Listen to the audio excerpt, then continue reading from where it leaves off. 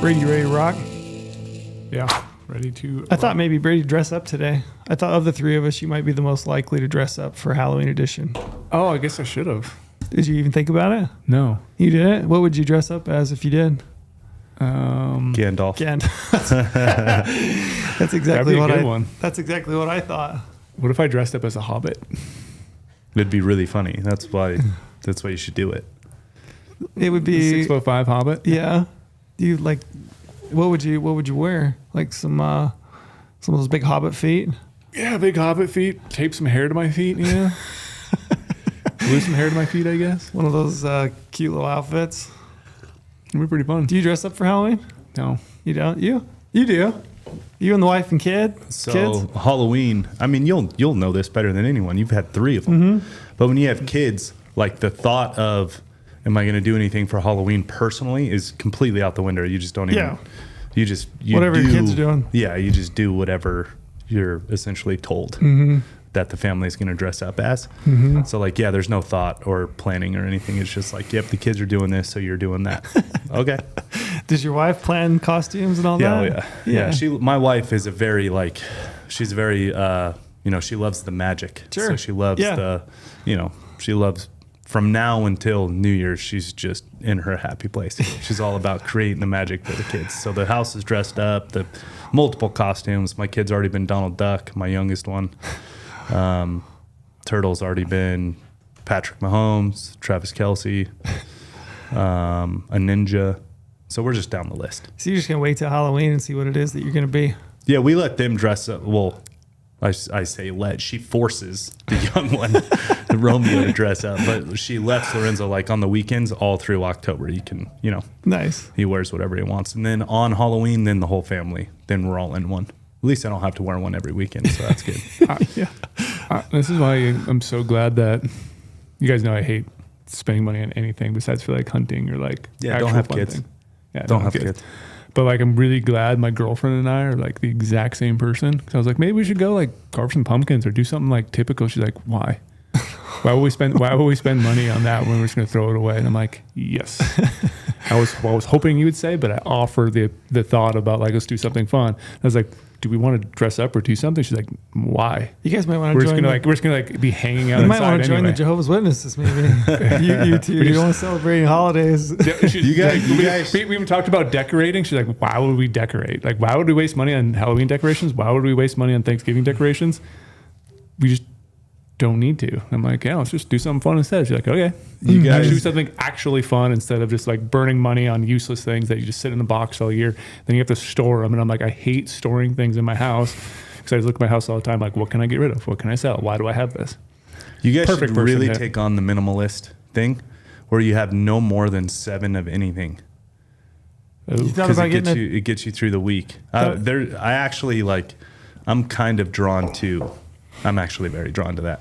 Like if you could really get yourself in life to no more than 7 of anything. So 7 pairs of socks, 7 boxers, 7 shirts, 7 forks, 7 plates, 7. It's gets you through the week. That's even more plates than I have right now. 7 bows. 7 bows. 7 bows. There we go. Oh, 7 backpacks. 7 no more bags. But 7 arrows. I love this. That would be no hard more to than do. 7 of everything. I think it'd be a phenomenal way to live. It might be, yeah. Brady, you need a tiny house. You looked into that? One of those little tiny houses? He's too tall. You have to get a 15-foot tiny house. Yeah. That's the problem, though. I have a lot of like tools and reloading stuff and like deer. I don't have a lot of mounts in my house. I just have a lot of furs. They're in your office. Yeah, they're mostly at the office. That's why Brady has to work here forever. He's got all his mounts in that office. They're going in. I can't fit them in my house. That's it. That's why we have to have an office. That's right. I don't have anywhere else to put it. You got to put your stuff. Like it wouldn't fit my house. So yeah. We have to have an office. It would look probably like really tacky if someone walked in my house and there were just like 40 mounts like right away in the entryway because I got tall ceilings in the entryway. It'd be very weird. Just put them all in one wall. That's what I have to put them in my house. It's all in one wall. That one wall above your fireplace. Yeah. Just stack them all in there as tight as you can get it. Be pretty sweet. It'd be pretty sweet. You make a statement. Make a statement. People would know who you are. You'd open the door, there'd be no doubt about who Brady Miller is. Mm-hmm. Are you dressing up, Trell? No, I've never I haven't dressed up in ages. I can't remember. Your kids are older, but I'm Yeah, sure you they're did older. when they were. Yeah, young. I can't remember actually the last time I dressed up. I was trying to remember. We were talking about some of the funny Halloween costumes that we had as kids. The funniest one I ever did is me and a buddy dressed up like Milli Vanilli. That's awesome. Do you remember that? That's awesome. Yeah, we had the long braids and the whole nine, so that'll really date me. But what's going on at GOHUNT? What's new? You tell us. Vote no. So we got the 5th coming up, right? So we're continuing to push. You guys been getting lots of DMs? Yeah. Hundreds of DMs. I mean, not hundreds of DMs, but constantly DMs about like, hey, I talked to this person. Me too. They're now going to vote no. You know, thanks for the podcast. Thanks for being there. Like, what can I do to support? Like, lots of. I've had a lot of appreciation based DMs. I had a really cool one the other day. A guy said he went to a brewery with his wife. He sat down and he said the table next to him was a group of women. And he said he heard the one lady mention Prop 127 and they were kind of talking about it. And he's like, I just couldn't help it. So he interjected himself and kind of gave them the rundown on it. And they were like, yeah, that makes sense. You know, we'll vote no. And then one of the another friend came to join him and she popped in, she heard what they were talking about. And she said, oh yeah, I know about that. She said, I had a friend from Washington that hunts and he'd already messaged me and told me to vote no. So It's awesome. It's awesome. Yeah, I was So telling this awesome. guy, I'm like, You that's really sent that one in Slack. Yeah. It's so awesome. yeah. I was like, that's what's really going to take is it's going to take grassroots. It's Yeah. going to people in breweries and pubs and wherever you find yourself, schools. Yep. Just saying, Be proud. Be proud. the Of, library. just be proud of talking about it Yeah. and telling people the truth. Yeah, for sure. When the truth's on your side, it's pretty easy to talk about. Yeah. Yeah. But that's coming up, so continue, get the word out, vote no. We do have a bunch of stuff coming. You said holidays. That got me thinking. We got Black Friday coming up. Yep. And I know the e-com team has been getting together the list of stuff, and it's going to be massive. Yep. Talking to Lane, who's our marketing guy, he said, let everybody know that it's going to be like the good old days back when, you could line up in a Walmart and buy a TV for $50, 50-inch plasma or whatever. Oh, yeah. Those are the good days. He's like, we're going back. We're going to do it upright. So look for Black Friday coming up. And then He just killed the bull over the weekend, too. Yeah, he did. Yeah. I was Jealous. surprised to see him back in the office so quick. Yeah. I was like, you Got must it have done- shot that from got the it done easy. You must have shot that from the road, Lane. Yeah. Which I wouldn't turn down. Late Rags horns October for life. bull. Like That was a mature 5. That was a good bull. Yeah, it was a good bull. rags for life. Are you taking a shot at Had Lane's some bull? mass. No, we were messaging back and forth, so it's an inside joke. I don't think it was a raghorn. That was a mature that's 5. it had That was a good mass. 5. It was a good 5. Yeah, it was good You're saying- bull. All right. Lane, if you're I'll let listening, it slide. right here. I'll let it slide. Brady's. It's only coming from Brady. I'll let it slide. We had people asking when stuff's going to be back in stock, so I figured I'd address that real quick. We have tons of stuff coming back in stock, including stoves. So those have been super popular. GOHUNT stoves will be back in stock. The camo approach hoodie will be back in stock, and then also the BlackRock hoodie, which is kind of a mid-layer grid fleece quarter zip. Those will be back in stock next week. So check those out. Look for them. If you guys have been shooting out emails wanting to know when things are going to be back in stock, that's when they'll be there. So next week, look for it. And then I have a film coming out.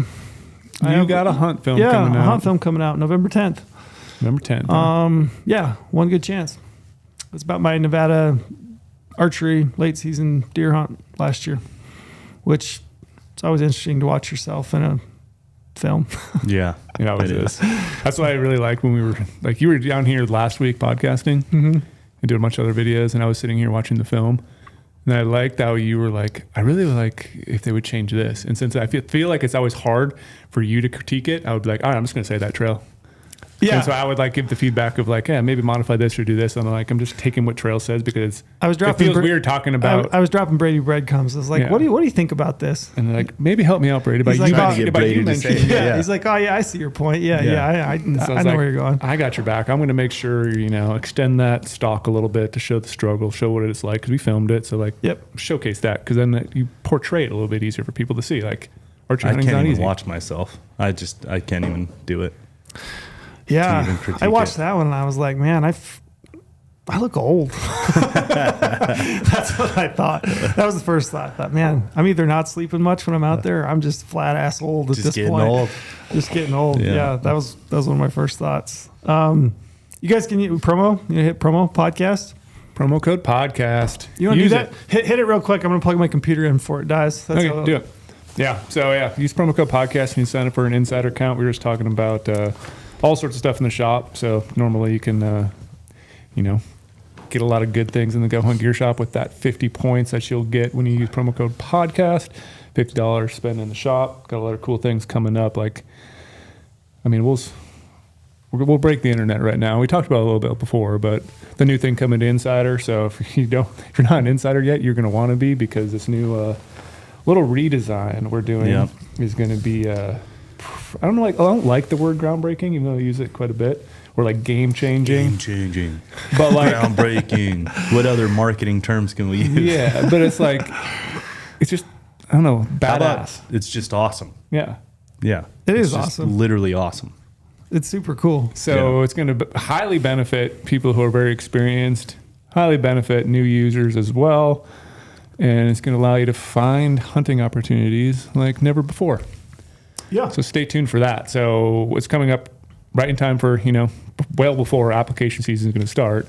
But like we're always saying, we're researching right now for hunting opportunities next year, especially me, who struck out 0 for 2 on my mule deer tags in the fall. But I'm already looking for next year. So this is going to be a sick tool. I've got to play around with it a little bit, and it's going to greatly benefit myself, and it's going to benefit me. I definitely think it's going to benefit everyone. So selfishly, you guys should all check it out. So insiders will have it, and if you're not, use promo code podcast. Yeah. Get yourself $50 in the Go Hunt Gear Shop. Yep. Yeah, so this week's episode is actually pretty cool. I'm glad that we did this, because it's always kind of fun. This is a great idea you had.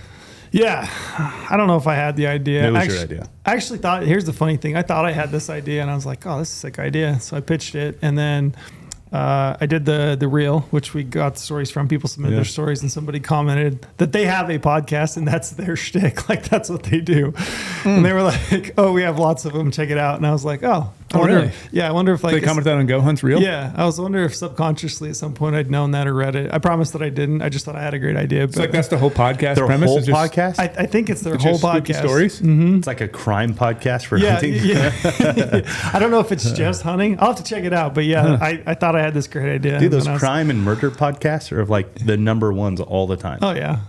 It's great. People, they love... Every time I think I have a good It's like idea, TV though. shows, crime and movie TV shows. Dude, people Yeah. love their crime. That was the great thing before the internet existed. Just ignorance is bliss. You thought you Yeah. had a good idea, and you're like, you did. Now you think you have a good idea, and you just one little Google search, and you figure that That's what my everybody... dad's been telling me as a kid. There's no such thing as an original idea anymore. Yeah. Just better execution. Right. Yeah. It's the only thing that exists nowadays. Just better executed. So we asked for people to submit spooky, weird, wild stories, things that had happened to you when you're out in the woods. You guys were very generous and submitted a bunch. We won't have a chance to get to all of them. I'm going to save a bunch of them. Maybe we'll do it again. Yeah, we had a lot of submissions, which was awesome to see. Yeah, which was awesome. Yeah, I was scrolling through that like main document. Yeah. The customer service team was putting together for us from the emails. I'm like, whoa, this is growing. And then I checked the next day. It's like, oh my gosh, there's like 10 more. Yeah. So we hugely appreciate it. So thank you for all submitting. Kind of freak you out when you read through some of them. I know. I was like, and you got to figure what percentage of people, is this a listing actually wrote in, some weird, wild shit going on out there. And I don't know if you guys do this, but I've always said to myself, once like October starts, I don't watch any super scary shit on TV. Just I don't want to get in my head. I don't watch scary shit anyways. I know, I can't do it. Dude, I've been a scaredy cat my whole life. I was terrified of King Kong. I was terrified of all of King Yetis. I've always just Abominable snowman you're scared of? Dude, everything. When I was a kid, I was known as the fraidy cat as a kid in my family. I was terrified of everything, and so I don't even mess with that stuff. Yeah, because I just don't want something to get in my mind randomly while I'm hiking back in the dark. All of a sudden, then it'll spark oh, remember that show you watched last week, Brady, where it freaked it you out for a second, made you jump? There was a guy hiking on a trail out by himself. And now I heard it. Exactly Then all of a what I'm sudden you hear doing. this noise that you really didn't hear. You just made it up in your head. So I avoid. I love a scary movie. I'll Dude, watch my them son after the loves hunting them. season. I can't stand it. Yeah. But not right now.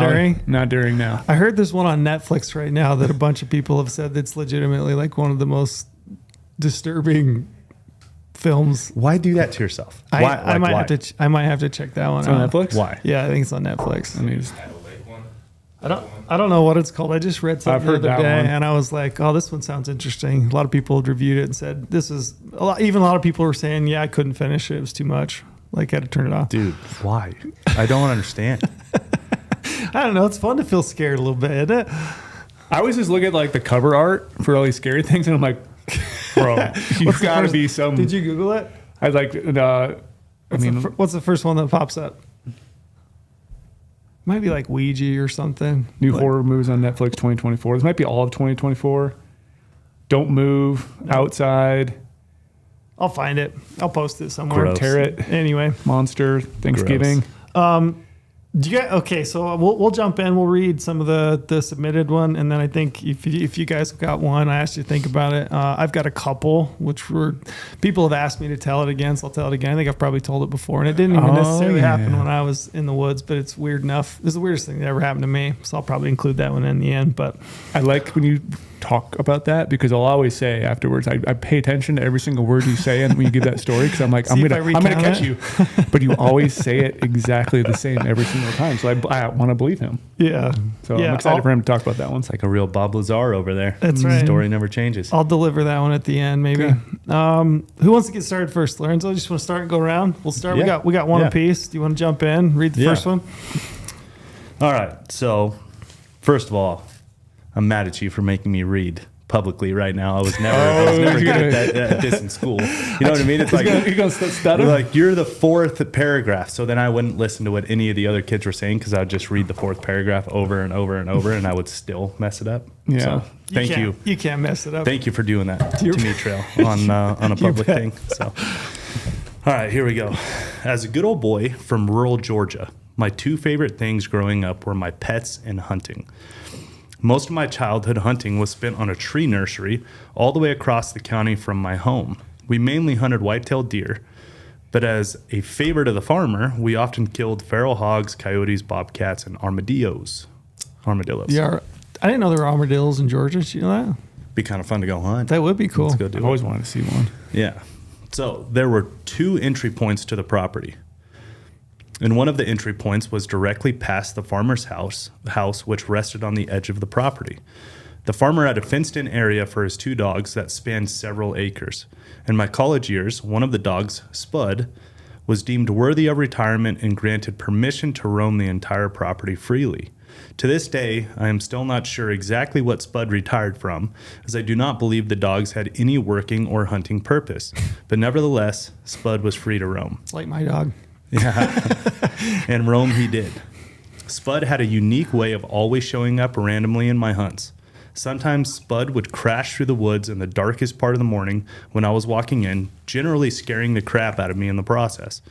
Other times, I would be in the tree stand for several hours, and Spud would catch my scent somehow and start looking for me. The poor dog never seemed to understand that I was, in fact, directly above him. By this point in my life, I had already taken two nice bucks off the property and was not very aggressive in my hunting there. As such, Spud was often a comedic relief to an otherwise boring hunt.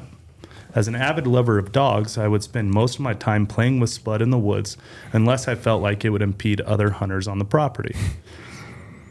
I was not much of a turkey hunter at the time, so when deer season was over, I wouldn't see Spud until the next deer season opened. Due to some college classes getting canceled, great spot to be in, I got to start one deer season earlier than usual by hunting on a weekday. Weekdays were always great to hunt because I would be the only hunter on the property. That's a hot tip. That is a hot tip Yep. right there. Good tip. On this hunt, I accessed the property by normal route, parking at the farmer's house and walking a short distance to my stand. For a couple hours, I did not see much of anything. But around 8:30 or 9 a.m., a couple does started to appear. They did not stay for very long, as Spud appeared seemingly chasing after them. I laughed to myself and waited 10 to 15 minutes before deer showed back up. Upon not seeing any other deer, I got back down and started walking towards my truck. While making my way there, I saw the farmer, who waved me over. He asked how I'd done. I laughed and replied that I was doing okay until Spud ran some does off. The farmer gave me a very confused look and asked what I meant. I told him that Spud had chased a couple does off, but that it was okay because that was normal for me. The farmer gave me a bit of a sad look and said, "That's impossible. Spud had died several months earlier. He was buried in a nearby field." To this day, I have no other explanation for what I saw. Spud was unmistakable in the woods. He was tall, lean, and almost entirely white fur. Notwithstanding the white fur, what I saw was too tall to be a coyote and too dog-like in its movements to be an albino deer. While the property had a few residential neighbors, I never saw any other dogs on the property. And to the best of my knowledge, they never had any white dogs. The incident occurred no more than 40 yards from my stand. This would be the first and last sighting of whatever it is that I saw. I had given up trying to find a different explanation, and instead just like to think that was Spud's way of hunting with me one last time. Thanks, y'all. Nicholas Brown. It's awesome. Do you get that hair stand up on the back of your neck a little bit? I was reading some of these ones yesterday, so I kind of saw some of them, but Sure. I definitely got a chill Yeah. when I was just reading them to myself. That's pretty creepy. Yeah, to have that happen where you see the Yeah. dog and you're like, oh, it's just normal, but then you find out from the farmer, oh yeah, the dog's actually passed away a while ago. Yeah, so, and then where my mind goes to is in the moment, you don't know that, so you don't pay extra Right. close attention. Yeah. You just kind of oh yeah, that's That's the it. dog. this happens. This has happened many times before, and yeah, it's just then you rack your brain trying to think about what the hell it could be. Yeah, and then you think about it too, it's that thought, you probably just got chills when you heard that, but then when you're going back to the stand the next time, you're going to be thinking about that. Oh, for sure. And least it was climbing a up dog. in the dark. At least it was a dog. That's the other thing too. This is my kind of creepy story. Yeah. because it's an awesome dog. At least played it was with a dog. him, The whole time he was describing that story, I was I wish we had the ability to draw a bunch of cartoons and animate this little story that's going in front. Because I was That'd be great. seeing you talking about the farm and the Oh, yeah, dog that'd running be out with good. these deer. That'd be a good one. Just Yeah. do a little animation. That's a good one. That was well written too. How'd I do? That's awesome. Yeah, you're good. That's great. Thanks, That's guys. crazy. Good job. Appreciate that. Ghost. Yeah. You believe in ghosts? Do you believe in ghosts? I don't think Are we they're getting into this right now? We getting into this? I was just curious. It could be a yes or no answer. No, I believe in spirits. Okay. No. No. I believe in I don't think other I do dimensions and spirits Yeah. that are existing with us. Ghost dogs. Zero from the Haunted Mansion. Oh, yeah, that's right. Yeah. Yeah. Well, that was creepy. Yeah, I like that one. That's creepy in all the right ways. Yeah, I like for, that for one. sure. Creepy, but kind of Endearing. touching in a Yeah. way because Yeah. you got to see the dog one last time Old Spud. doing the same thing the dog loved to do. Wreck hunt. Chase some deer. Yes, wreck hunt. Your deer. All right, Brady, what you got? All right. Do you want to say who that one's from? Are we going to do He that? did. I did. Yeah. Okay. He even Nicholas? said, "Thanks, y'all." He's good old Georgia boy, Nicholas Brown. Okay. Appreciate that, Nicholas. Thank you. All right, here we go. My first one. Go hunt team. Took some time to get away hunting while stationed in New Mexico. I found a promising spot bordered up against some inaccessible land. This one actually creeped me out more than I will preface this. This one actually creeped me out more than most. This is the one that was ugh. Yeah, this I did got me. chill reading Yeah. it last night. I didn't want to jump in, but right when you said New Mexico, I'm like, "Oh God, here we go." New Mexico's Weirdest always. Have you place read ever. this one? No. Have you? Okay. No. Yeah, I'm going you to be genuinely I'm just. excited for you to hear this You, one. right in here. you just wait. What's coming up? New Mexico is one of those spots. You guys pay attention to this. All right, we're back into it. So I found a promising spot bordered up against some inaccessible land. I got started setting up my camp. I went out to the afternoon to glass to see if I could find any elk. I turned up a few, but last light squandered any chance of pursuing them. I started my way back to camp, back in the dark with only my headlamp, and eventually got there. Crawled in my tent to crash for the night, and right as I became comfortable, I'm surrounded by crashing sounds. All right. Oh, hell no. I skirt here in New Mexico. Hold on. Crashing sounds like what? Like a screech, then a crash, like a car, or like what are we Oh, talking? here we go. I scurry out of my tent, turn on my headlamp, trying to locate the source of the noise. I'm able to catch the reflection of a pair of pearlescent eyes tucked in the distance, but cannot make out the shape of what they belong to. All right, we got some Okay. pearly eyes. I jump out of bed. I jump into the bed of my truck as the eyes start approaching. Oh fuck that. Okay. Jumping in the bed of the truck. All right. I'll say it again. I jump I jump up into the bed of my truck as the eyes start approaching, making direct eye contact, and I'm still not able to determine what is staring at me due to the brush and cloud of dust. All right, now you got a cloud of dust in there. Now you got a cloud of dust, some eyes, bunch of Darkness. crashing. Coming towards you. It's coming towards you. All right, I start hollering, unsure of what to do. Unsure what to do truthfully in hopes that it will leave. I then get charged by a feral black horse. Pure black? Yeah, why's it got to be black? Yeah. You know what I mean? Yeah. It's like this is just hitting all the marks of like creepy shit. Yeah.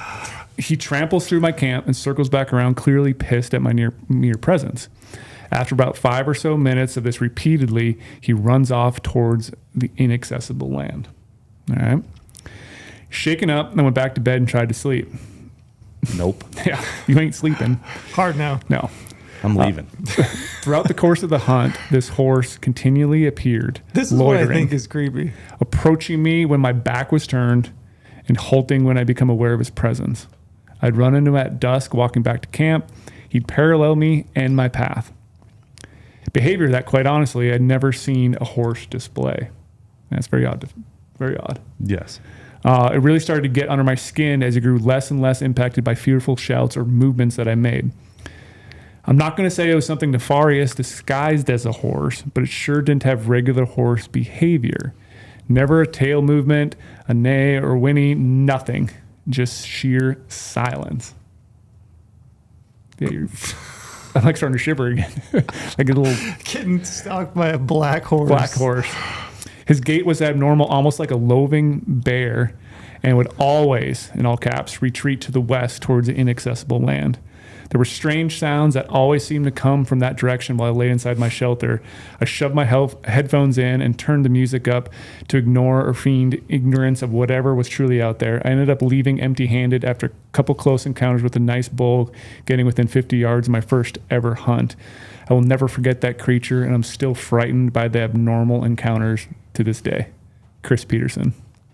Yeah, Chris. And I can't believe you stayed there. Like, dude, hard no. Every day having the same thing happen. That one was creepy. That one creeps me I wonder out. I don't the know why. inaccessible land. Yeah. Right? There's a lot of ways that us hunters talk about like certain lands so no one knows where we're at. Mm-hmm. Wonder if that was like a DOD Yeah, maybe. land or like dude, New Mexico is the weirdest. The weirdest. And you have a horse come up to you at night in the dark, and you have to get in the bed of your truck because it comes at you, dust going everywhere. And then it every just day keeps it's following you. and That's the part, But paralleling never you. making any noise, I was never wagging his with tail. it up until the point where he said that it would just like appear throughout the entire hunt, and it would just be like stalking him essentially, like Yes. off of his peripheral. And then whenever he would be like, it would become aware that he'd seen it. It would just like retreat back to the Could you imagine us sitting there glassing towards the evening, and all of a sudden you put your binos down and turn to the left, and there's a black horse just staring So at you? I was very happy to hear horse because I thought this was going like, oh, I never saw what it was. It did this, it did that, and like that leaves it up to question. Yeah. So like when you said horse, I'm like, oh, thank God. Well, then it gets kind of even more weird that it is Demon horse. Demon Well, horse, I mean, glowing red eyes. Yeah. this is what we're getting back into, like what we all believe in. Lucifer. Yeah, it was Lucifer. I don't know. I mean, I'm not going to go that far, but like, It was Lucifer. I mean, I'm not going to go that far, but it could be something from another dimension disguised as. Just weird, right? That's Yeah. Or good. just you just throw in the DoD properties too. Like, man, I've hunted a lot of those borders. It's just odd. It's just everything is odd. Yeah, weird. That was a good one. You've hunted those borders before, haven't you? It's just Oh, yeah, it's I've had just some odd. weird- It's just like a haven't- weird feel. Yeah. And it's always, of course, too, it's you by yourself. Yeah, I mean, You're just like, why yeah. would it happen when you're with 9 people? No, never. You know, All right, you guys ready for this one? Yeah. Yeah. This one's a short one, but it's a banger. is it creepy too? I think it's creepy. I can imagine. Here's the thing: is like, as I was reading these and kind of putting this together, you try not to, but you can't help but put yourself in the situation. You're For like, sure. what would this be like? Yeah. This one's pretty terrifying. Great. All right, you ready? So it says, while turkey hunting with a buddy, we found a pig head and carcass hanging from an actual well-tied noose. A well-tied noose? Yeah, like a regular Like noose. they knew what they were doing with Yeah. the noose? Says the head was mostly still intact with the eyes missing, assuming birds ate them. The spine and front legs were still attached, but the back legs were gone. It had probably been about a couple weeks. The area was trampled flat all around for about 20 yards, and there was a small fire ring just at the edge of the trampled area. Once we realized what we were looking at, we got the hell out of there. We were hunting a private farm in Indiana that we had just got permission on. It was a pretty big farm for around here, around 300 acres. We decided it was probably best to not hunt it anymore. We never talked to the owner about it, thinking maybe he knew about it. This is purely speculation, he says, but given the history of the area, we thought maybe it was something scare tactic of the KKK. He said we talked about maybe just some dumbass kids doing it, but it was a lot of work for whoever did it. And he said it still creeps me out to think about it. Thanks for all you do. Travis Methane. Indiana's got weird. Yeah. Like, it's just such like nice Midwest people. Yeah. See, that's one of those things too, where I thought it was like, when you're saying it's like, why don't you go talk to the landlord? But then it's like, maybe you don't want to talk to the landlord because the landlord is in on all this stuff, but then he's going to rope you in on it, and then you're going to end up in his basement. Bro, imagine you're hiking out in the dark in the morning, and you got your headlamp, and you're cooking along. You come around a little bend. There's a great big cottonwood tree with a pig hanging from a noose. A well-tied noose, like they knew what they were doing. Ugh. Hell no. No. And then all the ground trampled everywhere. Yeah, with a fire pit, I'm gone. Hard no. Yeah, I'm out of there too. Yeah, you don't know what's going on. At least they got out of there. Oh, for sure. The last one, where they stayed hunting, I wouldn't be able to do that. Yeah. That's probably why the landlord gave him permission to hunt. He's like, yeah, come hunt my property. No, I'm not feeling that one at all.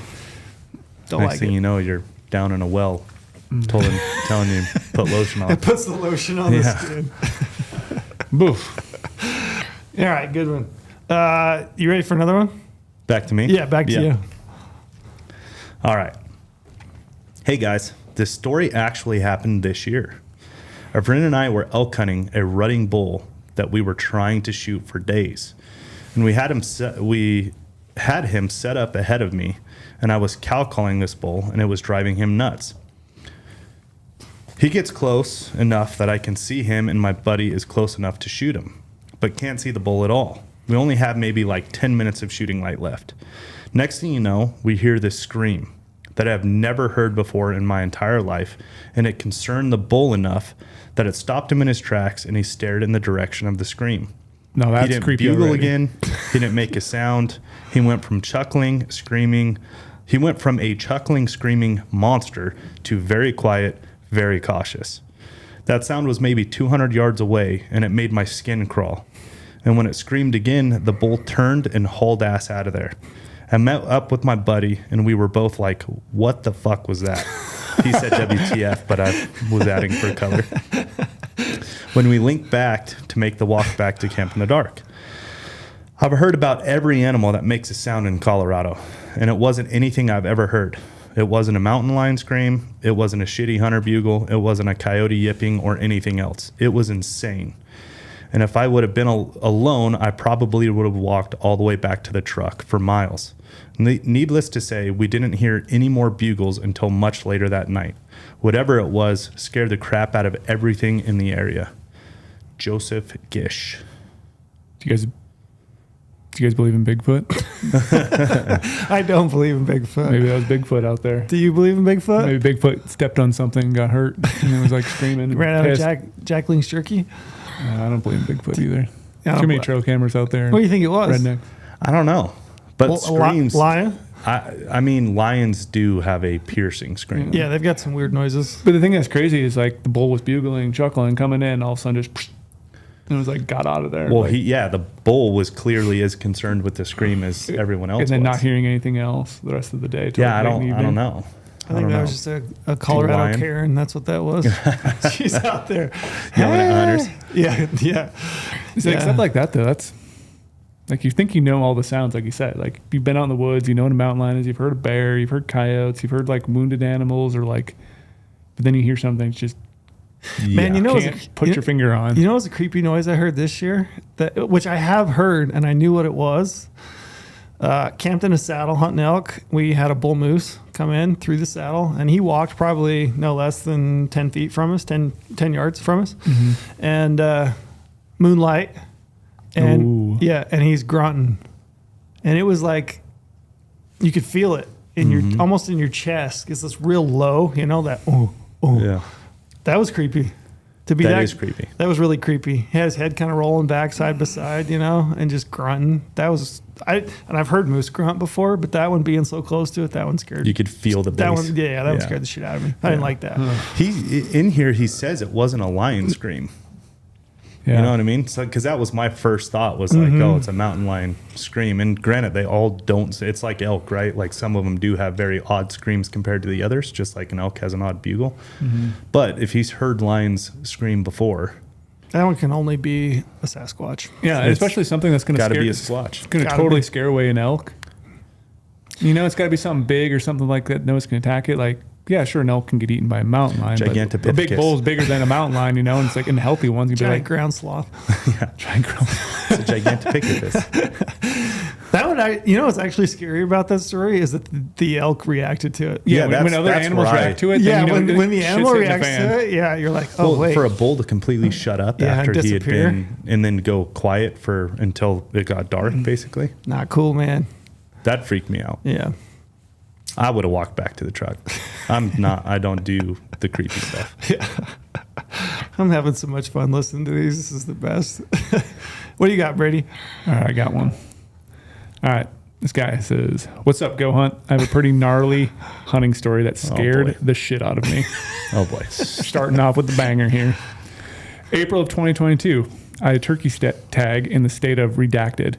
I just want to say I love this guy because he has redacted. That's why I gave you this one. Yeah, multiple times. I didn't even read the whole story, and when I saw it redacted and then redacted, I was like, "This is going to Brady." This guy's my best friend already. His crowd. It's turkey hunting. Yeah, he's still redacting it. Redacted. Love it. You need to do that more. Let's protect the spots we hunt. I agree with him. All right. Night turkey tag in state of redacted. I had some luck for permission on private ground outside of redacted. I was able to set up a ground blind on the outskirts of an ag field for a few days. Excuse me. Didn't have much luck the first few hunts and noticed some weather coming in later in the week. Knowing I didn't want to leave my blind up with the weather, I decided to sit one more time before packing up all my gear. This hunt was much like the rest of the season, hot, windy, and no interested birds. Keeping a close eye on my weather app, everything seemed peachy. After a few hours, I decided to try an aggressive fight call to see if it would change my luck. Sure enough, Tom popped his head up 150 yards behind me and started cruising in. An absolute perfect scenario. A turkey hunter's dream. Full strut, pissed off, and 15 yards from my broadhead. I waited till he turned his head, drew back, and let one fly. Ended up being a good shot. The Tom ran into some nearby cedar trees, and that's where I assumed he would expire. Okay. Sounds like a great hunting story. Great hunting story so far. I love the imagery of, you hit that, the fight call and the turkey's like, it just pops up. That's how every scary story starts. You see that redhead pop up and he's like, yep, coming. I love that. Love that. I'm pumped. Adrenaline going. Did not think this hunt was even worth sitting, and ended up being a picture perfect scenario. During all the excitement, 30 seconds later, the wind stopped. The sky became overcast and eerily calm. I remember thinking, oh, that's weird. Seconds later, bow still in hand, I felt like the wrath of God was bestowed upon me. Winds coming in so violent, I dropped my bow and was holding onto my blind with both hands, trying to fight off Mother Nature. To no avail, my blind was ripped from over me and had me sitting in my blind chair on this random field alone. Damn. So he's sitting in a blind and it ripped the whole blind? It's like tornado shit. Yeah. As I picked my head up, dirt flying everywhere, I seen a funnel start forming in the field ahead of me. I remember saying, oh my God, panicking, laying in the fetal position and covering my head. Not really sure what happened after that. The twister went over me or to the adjacent field, but I do remember 45 seconds later, the wind being manageable enough to at least grab my bag bow and book it to my pickup. So legitimate tornado. Legit tornado. Came and ripped through him while he was turkey hunting. Holy shit. And he's laying in the fetal position, covering his head in the field with his ground blind gone. Wow. Damn. After making it back to my pickup shaking, I realized my turkey is still out there. He just killed the turkey too. So it was dude, if there's ever an excuse, that's a pretty good excuse. Yeah, the game warden might fetal appreciate position through a tornado. Yeah, kind of a good excuse to forget you had a turkey out there. Yeah. So yeah, he realized my turkey's still out there. I was able to drive over to the landowner's house and get inside until the storm somewhat cleared up. He offered to help drive back and retrieve this Tom and look for my blind. Luckily, my bird was unscathed in those same cedar trees, and my blind had wrapped itself on a barbed wire fence. I was able to get the turkey tag and all my gear loaded up. Moral of the story, if you think hunting gets your adrenaline going, you should try mixing it with some storm chasing. Not sure I want to ever again. Yeah, Luke. that's aggressive. Yeah.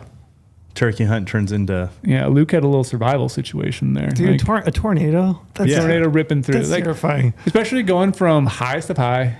Oh, yeah. You didn't think it was going to work. You should have took it with your bow, jacked. And all of a sudden, out of nowhere, a storm comes in and you're in the fetal position in your ground, or in your what used to be your ground blind. Your ground blind's gone. Yeah, that's ripped aggressive, off over top of you. Yeah. At least it's not creepy though, so I can get down with that one because it's not creepy. That one might be the scariest of the bunch, though. In reality, Yes, because it's real. Yeah, it's a freaking real. tornado. Yeah, Oh, that's aggressive. hard no. Might be able to guess which redacted state that is. Tornadoes, springtime. I did love that though. Redacted. Yeah, Freaking, I love you gave that one Hunting to me. near redacted. All right, I got one for you. This says, good evening, Go Hunt crew. I had a very odd weekend of turkey hunting last spring. I got out of work late on a Friday to drive 3.5 hours to the neighboring state to a pin I had saved that was marked as a campsite. After driving through steep hills and questionable back roads, I arrived at the campsite icon well after dark, only to realize, as I stepped out, that it was an overgrown cemetery. Oh no! Oh no! No way. Oh no! He gets, Overgrown cemetery in the dark. he says, I then drove to a state park an hour down the road to spend the night. At about 3 a.m., I had a coyote howling and barking mere feet from my tent. There were tracks all around the tent when I got up a few hours later. So I'm not sure if there was a pack or just one circling the tent a few times before running off. During the day, while chasing gobblers, I stumbled across 2 more unmarked cemeteries in the middle of the woods that day, as well as numerous oddly placed trash piles. One of the trash piles had a number of dolls around it. Oh, that's a dead giveaway to get the fuck out of there. Dead giveaway to leave. Just run. He says, I got the heck out of there in a hurry. To cap off the day, I was hunting a private land border when I came around a bend to see, thankfully fake, a tall skeleton someone had propped leaning up against the fence facing the public side. And that's something weird too, because that's in the. You say spring hunting turkeys or fall? Spring, yeah. Spring hunting turkeys. So like there shouldn't be any Halloween skeletons hanging around. That's probably somebody just marking their private land border saying, hey, Yeah. yeah, you don't want to mess with this. This is Yeah. what happens. He says, with all that happening, I vacated the area and tried somewhere else. I'm not real tough, but I've spent many nights in the woods, mountains by myself without issue before. I was so spooked after that day of hunting. I don't think I've slept 5 minutes the next day. Aside from all the strange happenings, it was fun to learn about the area as it was reclaimed coal mine country. Lots of great American history. Thanks again for all the great content. Cheers, Jalen Baldwin. You made the right decision, Jalen. Yeah, that could have got way I'm worse. right there with you. But what are the odds you like do a bunch of e-scouting, drop a pin, drive over there to camp, and it's a overgrown graveyard? Did you imagine rolling into camp at night? You're pumped to go hunting. You jump out of the truck, do a little There's exploring, and headstones. there's just straight headstones. You realize you did something bad. You disturbed something. I mean, Growing it's over a like- cemetery. I don't know about you guys, but it's even just a little bit creepy to drive past one. You know what I mean? Yeah, when your headlights hit a cemetery. Yeah, it's No. like just like ooh, you know, like I You don't guys want didn't go to. And that under. shit will follow you. He'll You hop didn't in your go truck with you. underground cemetery. Yeah, I don't want to disturb, spirits right? will- Like they're rest in peace, man. Like You I don't want guys to were in high disturb school. You didn't go for late night walks to the cemetery. No. No, no. it. Trail, I couldn't Did even you? watch. I couldn't even watch Godzilla. You guys thought that was a good idea? For sure, yeah. Were you scared? Thrill seeker. No, I don't Yeah, really. you were. Yeah, I couldn't you even watch King Kong. You think I'm walking through a cemetery? Well, I know what we're doing tonight. No, no. were. Whew. That was a good one. Thanks, And James. then running into other cemeteries. Oh, yeah, I just kept going. That was actually interesting. As I read through these, it seems to be a theme. Like somebody would have something happen, And then multiple things and then happen. something else would happen, then something else would Signs. happen. They call those signs. That's what they call that. That tells you if you like, didn't oh, I- understand the first one, get out of here. Can you please send me a sign? I love that one. Like that. That's what those are. That one was great. All right, what you got? You got another one? Yeah, this one's a good one. This one's a good one. You know it's good when it starts with this. All right, this might sound really crazy. You know it's a good one when it starts with that. So, all right, this might sound really crazy, but I've got a ghost deer story.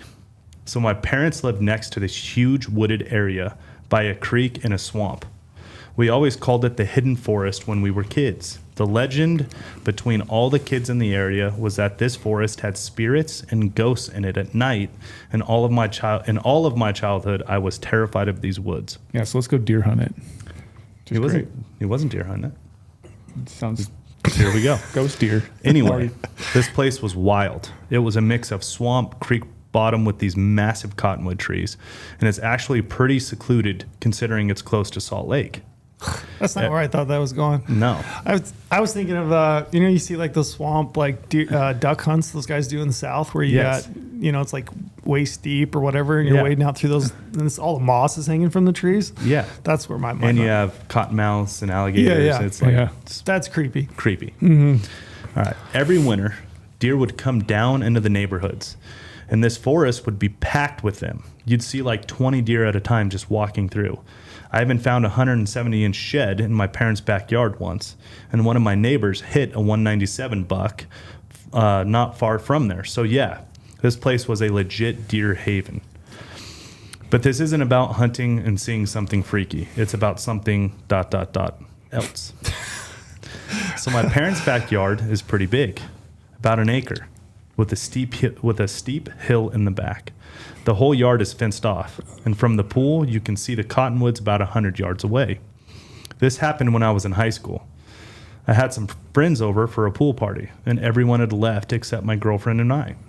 We were just hanging out by the pool, and it was around midnight, full moon, super bright, clear night. It was the perfect summer night. In quotes, no one was under the influence. That's important. All the friends leave, and it's just you and your girlfriend. I'm gonna include that part of my story later as well. In Salt Lake, believable, not under the influence. Yeah. Then, out of nowhere, I hear this metal gate slam, very, very loud. My first thought was that one of my friends had come back to grab something they had left behind. We hear footsteps, so we both turn around to see who it is. But there was no one there. Just this weird, glowing fog running right at us. No. It passed by like 10 yards away and then kept running up the hill in my parents' backyard. The weird part? It looks similar to a deer running, and it sounded exactly like a deer running. I have hunted enough to know that sound. Legs pounding the ground, branches breaking. It even sounded like it jumped the fence at the top of the hill. But there was no deer. Just this mist right in front of me, and I'm telling you, there is no way it was an actual animal. The specific area of the backyard began to have continuous paranormal experiences. Oh, gosh. After that night, the gate kept doing weird stuff, opening and closing by itself for years. We had had other strange things happen too. Doors opening, people saying they saw figures around the yard. Other people that didn't know about any of the previous experiences here, people that were new to the house, were saying the same thing. It was almost like the ghosts from the hidden forest we joked about as kids weren't just stories after all. Brady Cooper. Woof. I'd sell that place. Dude, I'm out. I'm out. Even if you got deer around there, I'm selling that place. We're out. Yeah, I'm out. Dude, Paranormal activity? Dude, the Iron Gate opening. Yeah. You're just sitting there and you hear the gate open and you're like, huh. That's like all the classic How about a misty fog running by and then jumping the fence? That's all the classic scary movies where people move into a house, nice happy family, and all of a sudden something weird happens. All of a sudden the dog goes missing. All of a sudden the kids are acting weird. Yeah, the plot to every scary movie that I won't watch. And then something comes out of the closet. Yeah. I'm out. Oh, man. That one's creepy. I'm out. No thanks. Ghost Buck. That one's weird too because it had prolonged paranormal activity afterwards. It wasn't just a one. Yeah, when I was new people coming over the house and there's a lot of scariness built up into it. Yeah, people who were new to the neighborhood, who didn't know about this forest back there that he joked about as kids, even said that they've noticed weird things happening. Is it cold in here? I'm like cold today, actually. Normally I'm roasting in here. Yeah, that'd be weird. Yeah, that's a weird one. All right, all the people though up in northern Utah just got excited though, and they're like sheds, 197-inch deer. They're probably trying to Google exactly Where's this the place at? location of it. Utahns, they don't care about ghosts. If there's 198 they're going. sheds, they're going. They're all excited. Haunt me forever. I'm going. Yeah. Utah's social structures revolve around how many big deer you've killed. Shedicated. It's the funniest. It's the funniest culture ever. Hey, don't touch those sheds; they're haunted. That's good. Bro, you're not allowed to vote. You haven't even killed a 170-inch deer. That's right. Like that's how it works in Utah. Get back. That's good. I like that one. That was really good. What do you got? All right, here we go. I got this one for you too because I was like, oh, this is right up Brady's alley. I love your catering these to me. I liked it for you. Okay. Well, the one that redacted, I was like, that's definitely Brady. Definitely Brady. This is his best friend. Okay. All right. Hey guys, I got a story about an interesting fella my friend and I encountered while hunting. We were driving down a trail and met this guy leaning against a car. He ended up telling us that he was out with his girlfriend and her dad looking for agate rocks, but they ended up leaving him out there for dead. That's what he told them? Yeah. Out of his mouth? Out of his mouth. Oh, boy. His girlfriend and her dad left him for dead while they're looking for agate rocks. Okay. He said he went 28 hours without water and ended up finding a cattle tank that had green water that he drank. Mind you, it's 95 degrees in September, and this guy is decked out in old school army clothes and wearing a bomber hat. We ended up giving him a beef stick. And this is my favorite detail. Oh, God. I just read further. I read further and stopped. I started cracking up. Cal, I'm blowing it because I'm ahead of the curve here, but this is my favorite part of this whole story. We'll go back. Straight face. All right, here we go. Ready? I can't quit laughing. We ended up giving him a beef stick and a hot dog bun. A beef stick and a hot dog bun. I just love the picture. This guy in military fatigues. With the bomber hat on.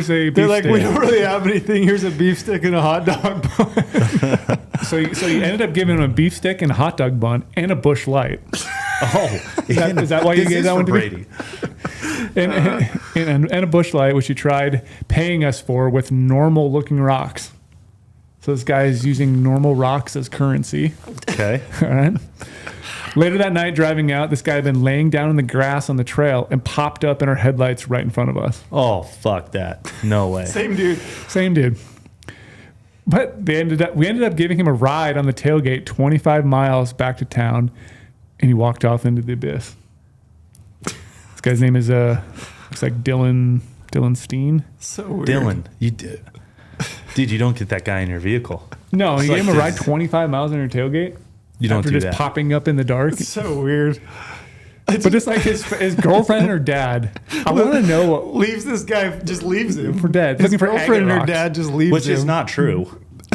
Yeah, the guy just making up a story, but he was decked out in old school army clothes. Wearing That sounds like hat. a guy who's gonna leave you for dead, like making up a story and gonna leave you for dead. I love the visual. You're just cruising along. All of a sudden, you run onto some old dude in military fatigues. He's been left out there for 28 hours, no food, no water, and you're like, I got a Busch Light and a beef stick and a hot dog bun.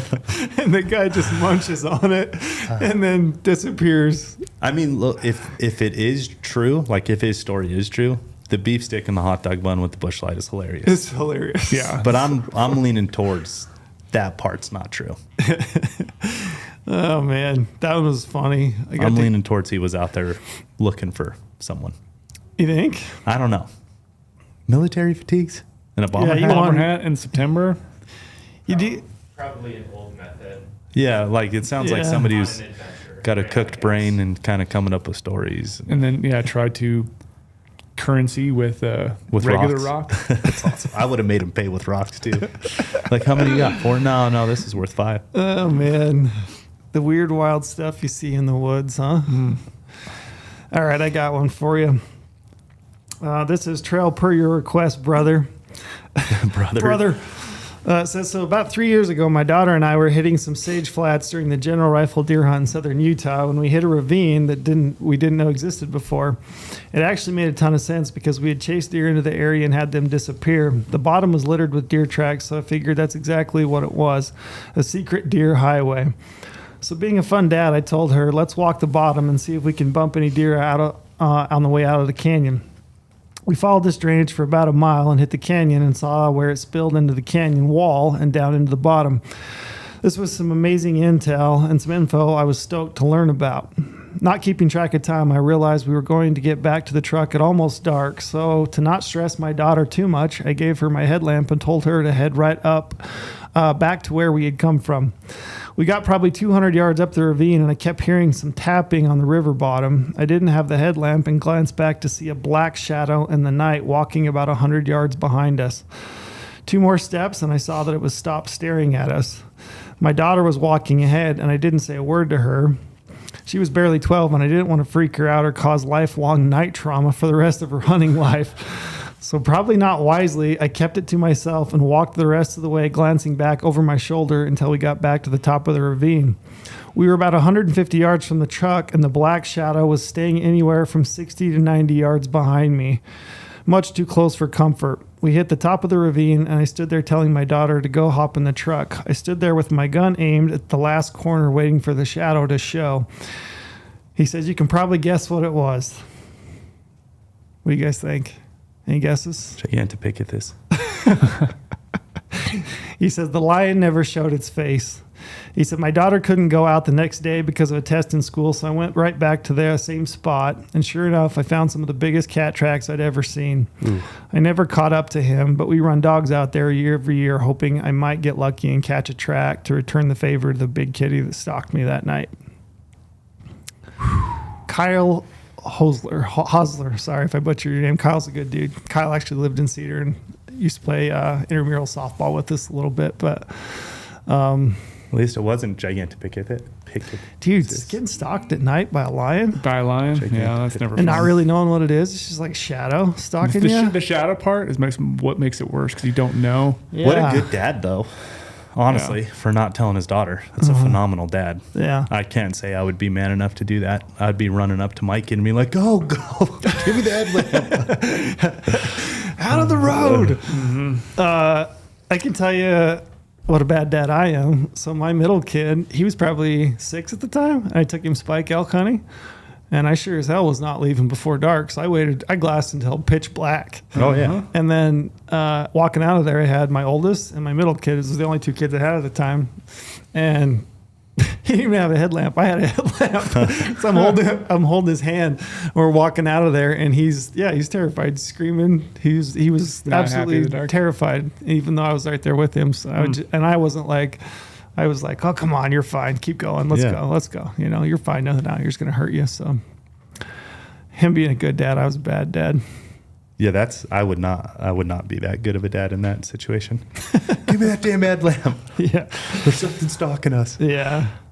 Anyway, creepy. Thanks, Kyle, for sending that one. I don't like getting stalked by lions at night when it's How about it just stayed? Yeah. Right at that same distance the whole time. It's just right behind you. Creepy. He didn't shoot when it finally broke? Nope. Anyway, so that kind of wraps up user submitted stories. Like I said, there's a bunch more. We'll probably end up using some of them. You guys don't get over the counter lion tags like Nevada. God, I'd have to go back and check, see where the system's at right now. Because it has changed in recent years. I should know that off the top of my head. Some of them are drawn. I think that there's a quota system as well. Yeah, they just changed that with that guy who pushed it through. Yeah. It's been, 2 years maybe? Well, it was dark though too, you said, right? Yeah. Mm-hmm. Yeah, so you couldn't do it at night. Yeah. Can I just read one more? Yeah. It's a quick one. It's just like read it. I was reading it last night. Read it, and then we'll wrap up some of our own. It's just weird. Do it. Okay. When I was in high school, Buddy and I were out hunting whitetails during general rifle. We found a good 4-point and stalked it. And my buddy made a good shot and dropped the buck in his tracks. So I actually had this one highlighted as well because I thought it was weird too. It's so weird. And I just want to read it. So it's short. We got up to the buck. We took a couple photos. And then right as we started to work on the deer, this guy randomly appeared out of the timber in front of us. All right. He walked up. Gross. And without saying more than 2 words, he pulled a knife out and cut the deer's throat and then proceeded to gut the deer in front of us for about 30 seconds and then just walked off. What? We sat there in awe for quite some time after he left, not even knowing what to think of the situation. So you shoot a deer. You don't think good of the situation, I can tell you Guy that. walks up, cuts his neck for every reason after they've been taking photos. I'd have been like, hey, guts in front of you. I'd have been like, hey, what the hell are you doing, man? Yeah. Back off. Yeah. Months later, we found out the same guy had been fired by his employer, and he was found hiding in a ghillie suit at night on the edge of his employer's property. Ooh. Not sure what his intentions were, but he definitely made quick work of the deer we killed. Neither of us ever saw him in person again. Trey. Oh, that's gross. That's a gross one. It's just like That's a like bone chilling one. Hiding on his neighbor's boundary or his employer's boundary. There's nothing good Gross. going to come of that. Nothing good's coming of that. Yeah, that one was creepy. Yeah, what would you say? yeah. I'd have been like, hey, no. You wouldn't have been so taken back that you would just be speechless. You might be. That's Like- what I like, if he probably didn't would have say just been anything. speechless. Yeah. If he just like appeared out of the woods with a knife.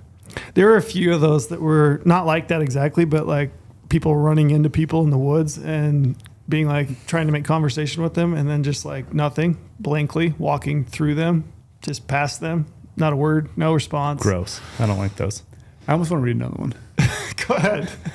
I'll just not do as many of mine. No, do it. I love it. Because this one, just like his words, he used the word poltergeist. Okay, yeah, go He for uses it. the words haunt my dreams till the day I die. Oh, I don't want to hear this one. All right, go for it. I was just like, I got to. Okay, go for it. All right. This Halloween, in a couple days here, all right, will mark the 10-year anniversary of an event that will haunt my dreams till the day I die. Bro, if you know exactly to the day how long it was, And this is your 10-year anniversary, which is a big thing. Yeah, and you know how many years it's been. I don't stay wanna somewhere hear with a this lot one. of people. Like go to a concert that day, and it's like be a lot of people around you because I don't like this one. I already don't like this one. This is what I want. If you know the date and you can remember how many years, it was and it was real. It was traumatic. and it happened on Halloween. Ugh.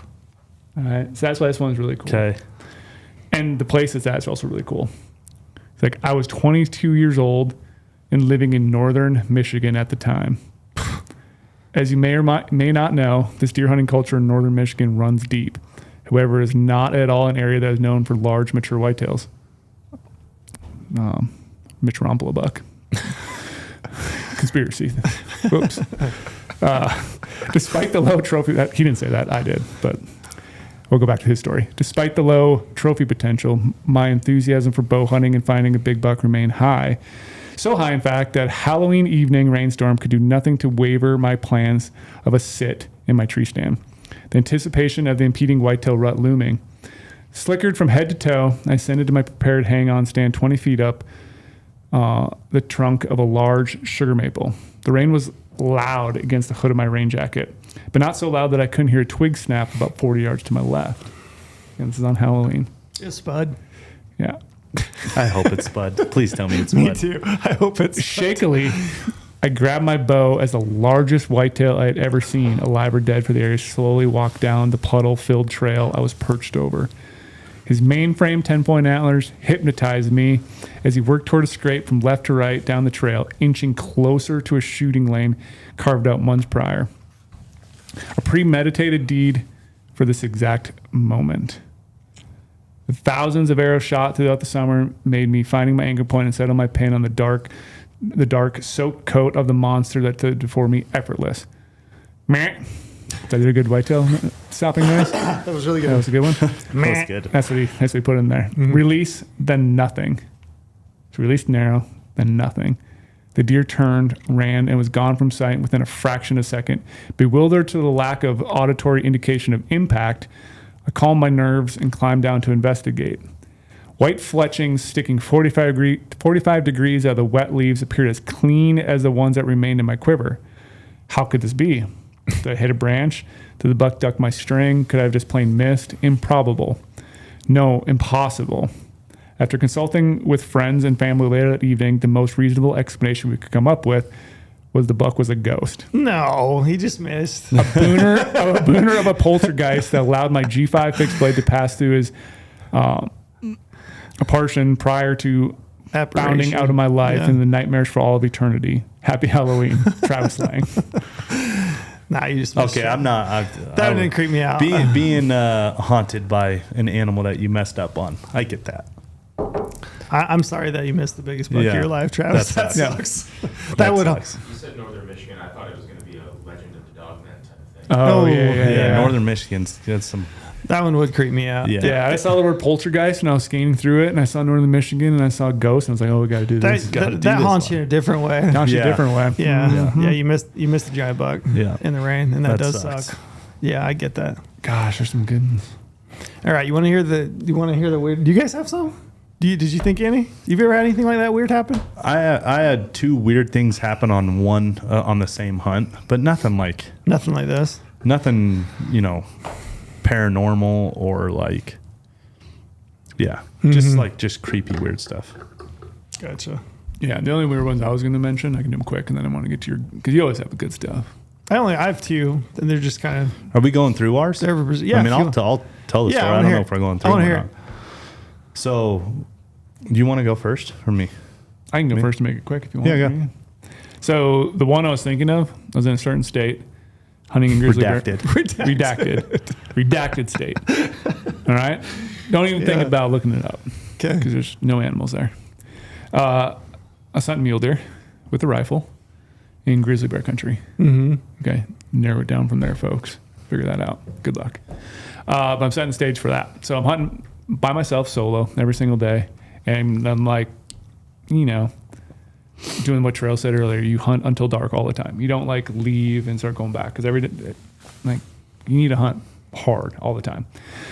So this rainstorm comes in and I'm sitting there glassing throughout the whole rainstorm.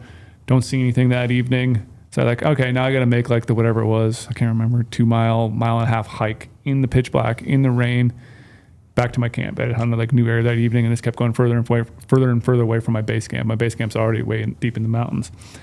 So hiking back in the dark, I got my headlamp going. All of a sudden, I like see glowing eyes in front of me, and I'm like, "That's a bear. I'm gonna die." How close? I don't like at the edge of my like headlamp range. So it was like 50, 60. If you tell me this is a feral black horse, Yeah, I'm out. So there it was, this feral I'm black done horse, for the rest of the day. pearlescent eyes, sort of coming towards me. Nope. So I see these eyes, and I'm like, okay, I'm definitely dead. And all of a sudden, I see 2 more sets of eyes on the left and right of it, like low on the ground. And I'm like, this is like, I'm convinced in my head. Sound cubs. Yeah, that's the sound cubs, and I have to go that direction to get back to camp. There's no other way I can go around this little area. I can like go a little bit to the left or right, but like I have to go through this because how the terrain just like funnels me into it.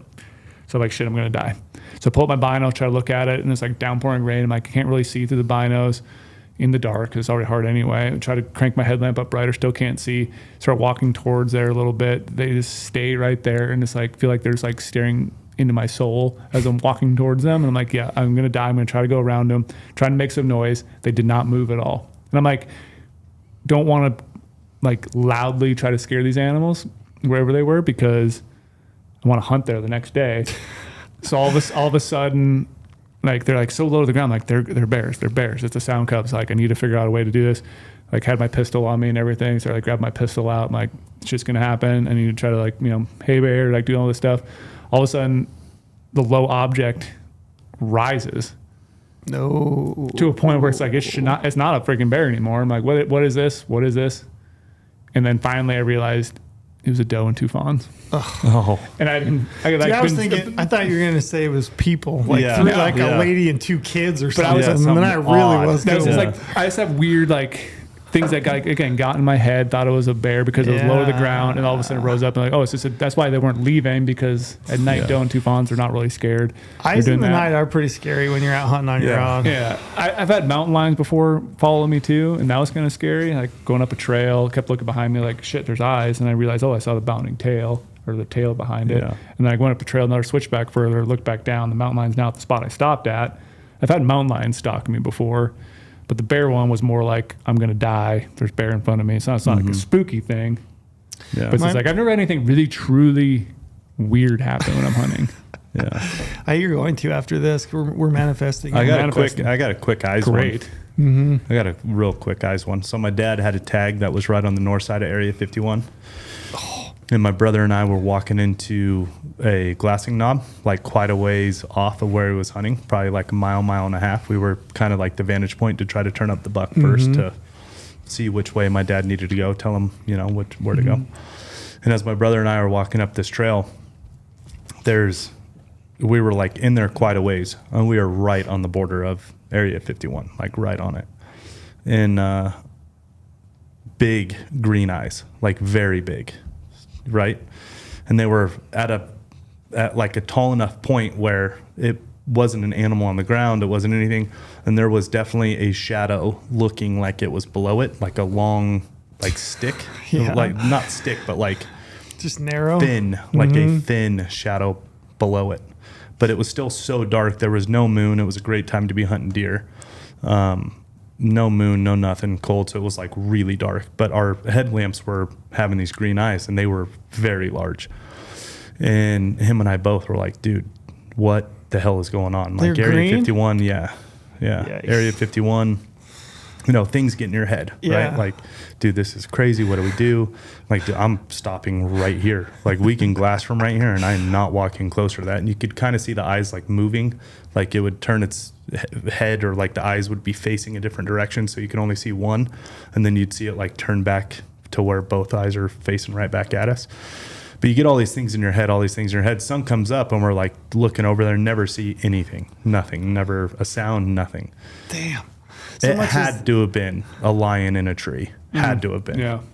Really? That's what I think, right? Like, A because li- we were in kind of the juniper carpet, Sure. kind of in that type of country. I mean, Yeah. obviously on north side of Area 51, it's Or it just could have that. been a little gray man. or it could have been. I mean, we were literally right. Or We it were could have back. been. We were back to the south. My dad was north of us, so we were like on the border, and my dad was about a mile and a half off the border hunting. You're hunting deer? Yeah. And I mean, how many lions would be out there? You I think? know. I don't know, No, but that's that's low country. Now, I mean, it's- you calm yourself down. Yeah. The hunt went well. My dad ended up killing deer. You calm yourself down. It had to have been a lion in a tree. Had to have been. I thought you were 'cause just going to say it had to have been a the green shadow, Had to have been an like the alien. shadow man. below He got out of him, Area 51, escaped, and then was hanging out in For the tree. sure. like that thin, long body, quote unquote yeah. body. Blake and I were both saying like, "Oh, do you see it? Yeah, I see it. Yeah."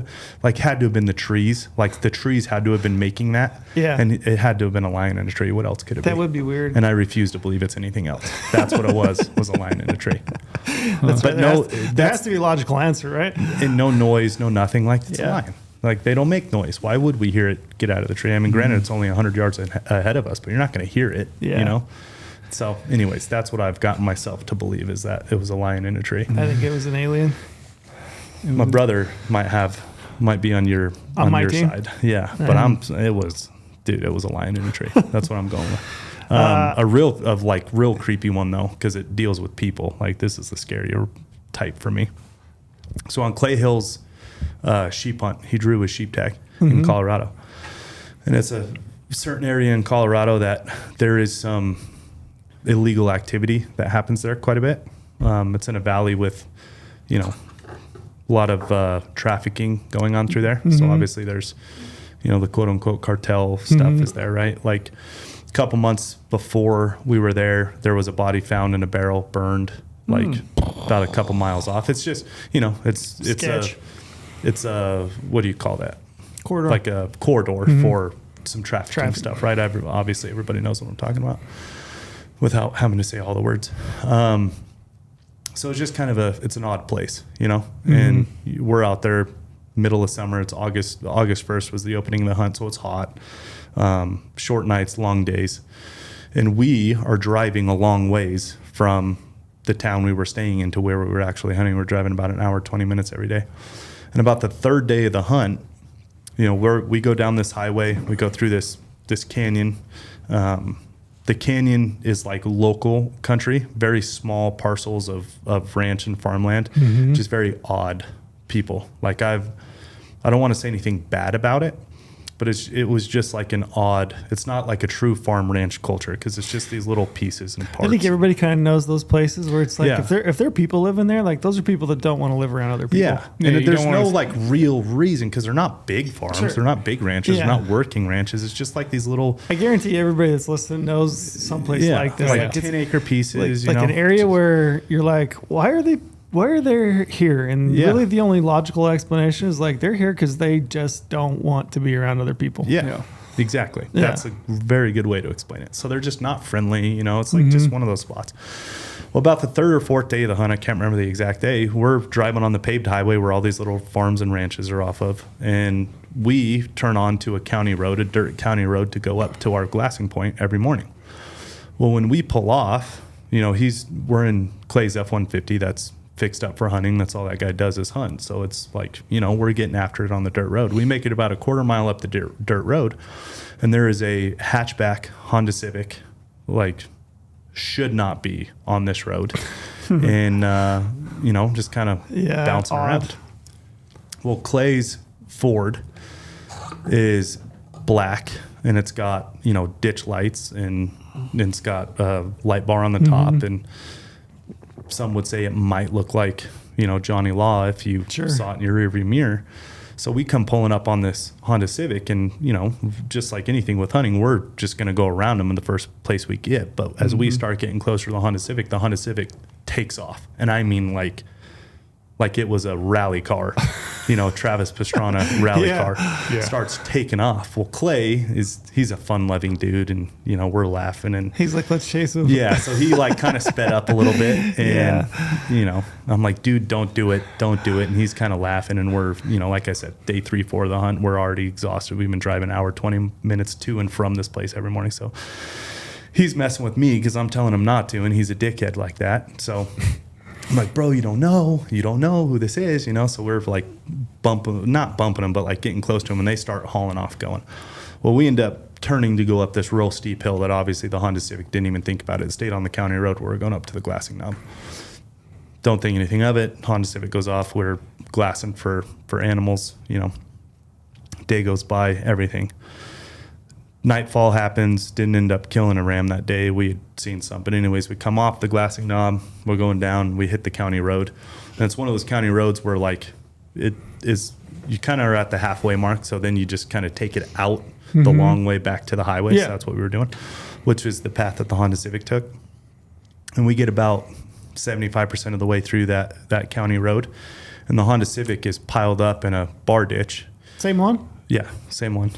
Like, piled up in a bar ditch right off the road. You can't miss it. It's like on this, it was a real sharp S-turn. It's like it had to been from that morning, right? Yeah. Yeah. So, but this is miles down the road, because Gotcha. we were only about 25% of the way before we turned to go to the... Way further than... Yeah, so this is like way down the road. Had nothing to do with us at this point. Like, this is way down the road. And it was piled up in a bar ditch, and it was ransacked. All the doors open, trunk open, like ransacked. And it was obviously high-centered stuck, broken tire, axle, like it was toast. It wasn't going anywhere, and it was ransacked. And so Clay and I both were like, oh, dude, of course. Like, of course we see this thing again and whatever. So we make it all the way back to the house that night. We wake up, we come back out the next day, and now we're back on the highway that runs. There's a river that runs on the right side, and we're back in that valley of all those little farms and ranches, just about to where we turn off to the county road, the dirt county road. And there's 2 guys soaking wet, standing in the middle of the road trying to flag us down. And we're obviously there extremely early because we still have quite a bit of driving to do to get to. Oh, it's beyond dark. Pitch dark. They're in the road. And it's a 2-lane highway that you cannot pull on either side because it's cliff on one side and it's river on the other. You literally can't go around. And these 2 dudes are standing soaking wet in the middle of the highway. And we see them like 150, 200 yards down in front of us. So Clay slows like all the way down, and we're like doing, you know, mile an hour, 2 miles an hour. Like, dude, what do we do? Right. Anyways, we throw it in reverse. Get closer, and they're like trying to flag us down. I'm like, dude, do not stop. Don't stop. Right. So we're getting closer, and they start like grabbing all this shit out from the side of the river. So it was obviously like the ditch on the ditch side. Yeah. And Clay just kind of like maneuvered around them, and they were kind of yelling, whatever, like telling us to stop. It was the 2 guys who had crashed come to find out later, that night before. Oh, so they had been surviving in there that night. Obviously, they didn't want to be caught. Yeah, whatever gear they had. Ransacked the whole deal. I'm like, that's the first time I've ever been like flagged down at midnight. And it just so happened to be the guys that run the Honda Civic before. Come to find out later. That's when you definitely had to scoot around them. That made the rest of the hunt real creepy. Yikes. And not as creepy, but just this is on video because we filmed this hunt. And it's just a really odd place. There was one of the bigger ranches that sat kind of recessed off the highway. This is just kind of a secondary story here. That we had been driving up, parking, and then hiking up this other glassing knob that kind of gave us a different look into a different valley on the north side. And one of the locals told us, don't park there. Like, don't go up that road. There's a no access. Yeah, we know. Like, yeah, there's no access, but it's public property to get to the boundary. We park there and then we hike up. No, there's no access. Don't go back there. You know, being hunters, it's like, don't tell us we're not going to use public land, right? We're going. Well, anyways, sorry if I'm making this long. No, you're good. But we go in there, like day 2, 3, whatever. We catch these rams. There was a band of 7 rams of the one that we wanted. We called him number 2. That's the ram that we were looking for every day trying to kill. And he was last in line of this group of rams that were kind of circling the top end of this glassing knob that we were always on. And I'm like, dude, let's go. Like, we can kill this ram. We can cut him off right through the saddle where he's coming down off on public. He's coming off that private land. They would go down there and get water. There was this little stream that ran through there into the bigger river that I was talking about off the highway. So we run up there and, park, run up there. There was a guy and an old lady on a side-by-side that saw us park and run up the hill. Well, as we're getting set up on the hill, you guys know Kime. Kime was with us. He's videoed this whole thing. So we get up there and those rams are starting to like come to us, and it's about crunch time. We're about 100 yards. Like, the way of the topography of the hill, like if I walk out to the end of the hill, I can see the tops of their backs about 100 yards, but we would sit back. So when they broke the hillside, they'd be about 30 yards. But we can see down in the bottom of that valley, that ranch that I'm talking about, where the guy told us not to park and the whole deal, but it is public land. They come out in the side-by-side, and that old lady, I'm looking through my binos, that little old lady gets out with a 223 and starts shooting into the hillside, like towards us. Towards you. Yeah. I mean, no impacts like close to us. Sure, but she's shooting in between us and the sheep and ran the sheep off. One of those valleys. No way. That's the valley we were in. That sucks. Do you turn her in? No. For harassing hunters? I turned her in. No. Yeah, we ended up killing the ram on a way far away from that spot. But that was the reason why they told you don't park there? Yeah. Because she's going to harass you? Yeah. Those are like her pet sheep? Yeah. So you put all that together. Yeah, that's like, dude, I don't want to go hunting there again. That was really weird. Yeah, I got to avoid those places. So I got one that's pretty similar. It's similar in a lot of ways to yours. So this would have been 2007. And do you remember the date? I remember. And I remember it being the opening day of the muzzleloader deer hunt. And it was cold, like below freezing. I remember going out. Those were the good days. I remember going out that morning. I was going to meet a buddy, and we were going to go up on the mountain, had a spot we wanted to check out and hunt. And we had left really, really early. It was probably like 3:30 in the morning because we wanted to be early. We had some hiking to do. And so I remember that morning having to scrape my windshield. So it was cold, right? Hard frost. So I meet my buddy, jump in his truck. We take off. We're cruising up the mountain road. We're on a dirt road, and we're making good time. And it is really, really early and really, really cold. And we're probably, I would say, 10, 15 miles on dirt road at this point, right? We left pavement. We're on dirt road. We're cruising along. He's driving.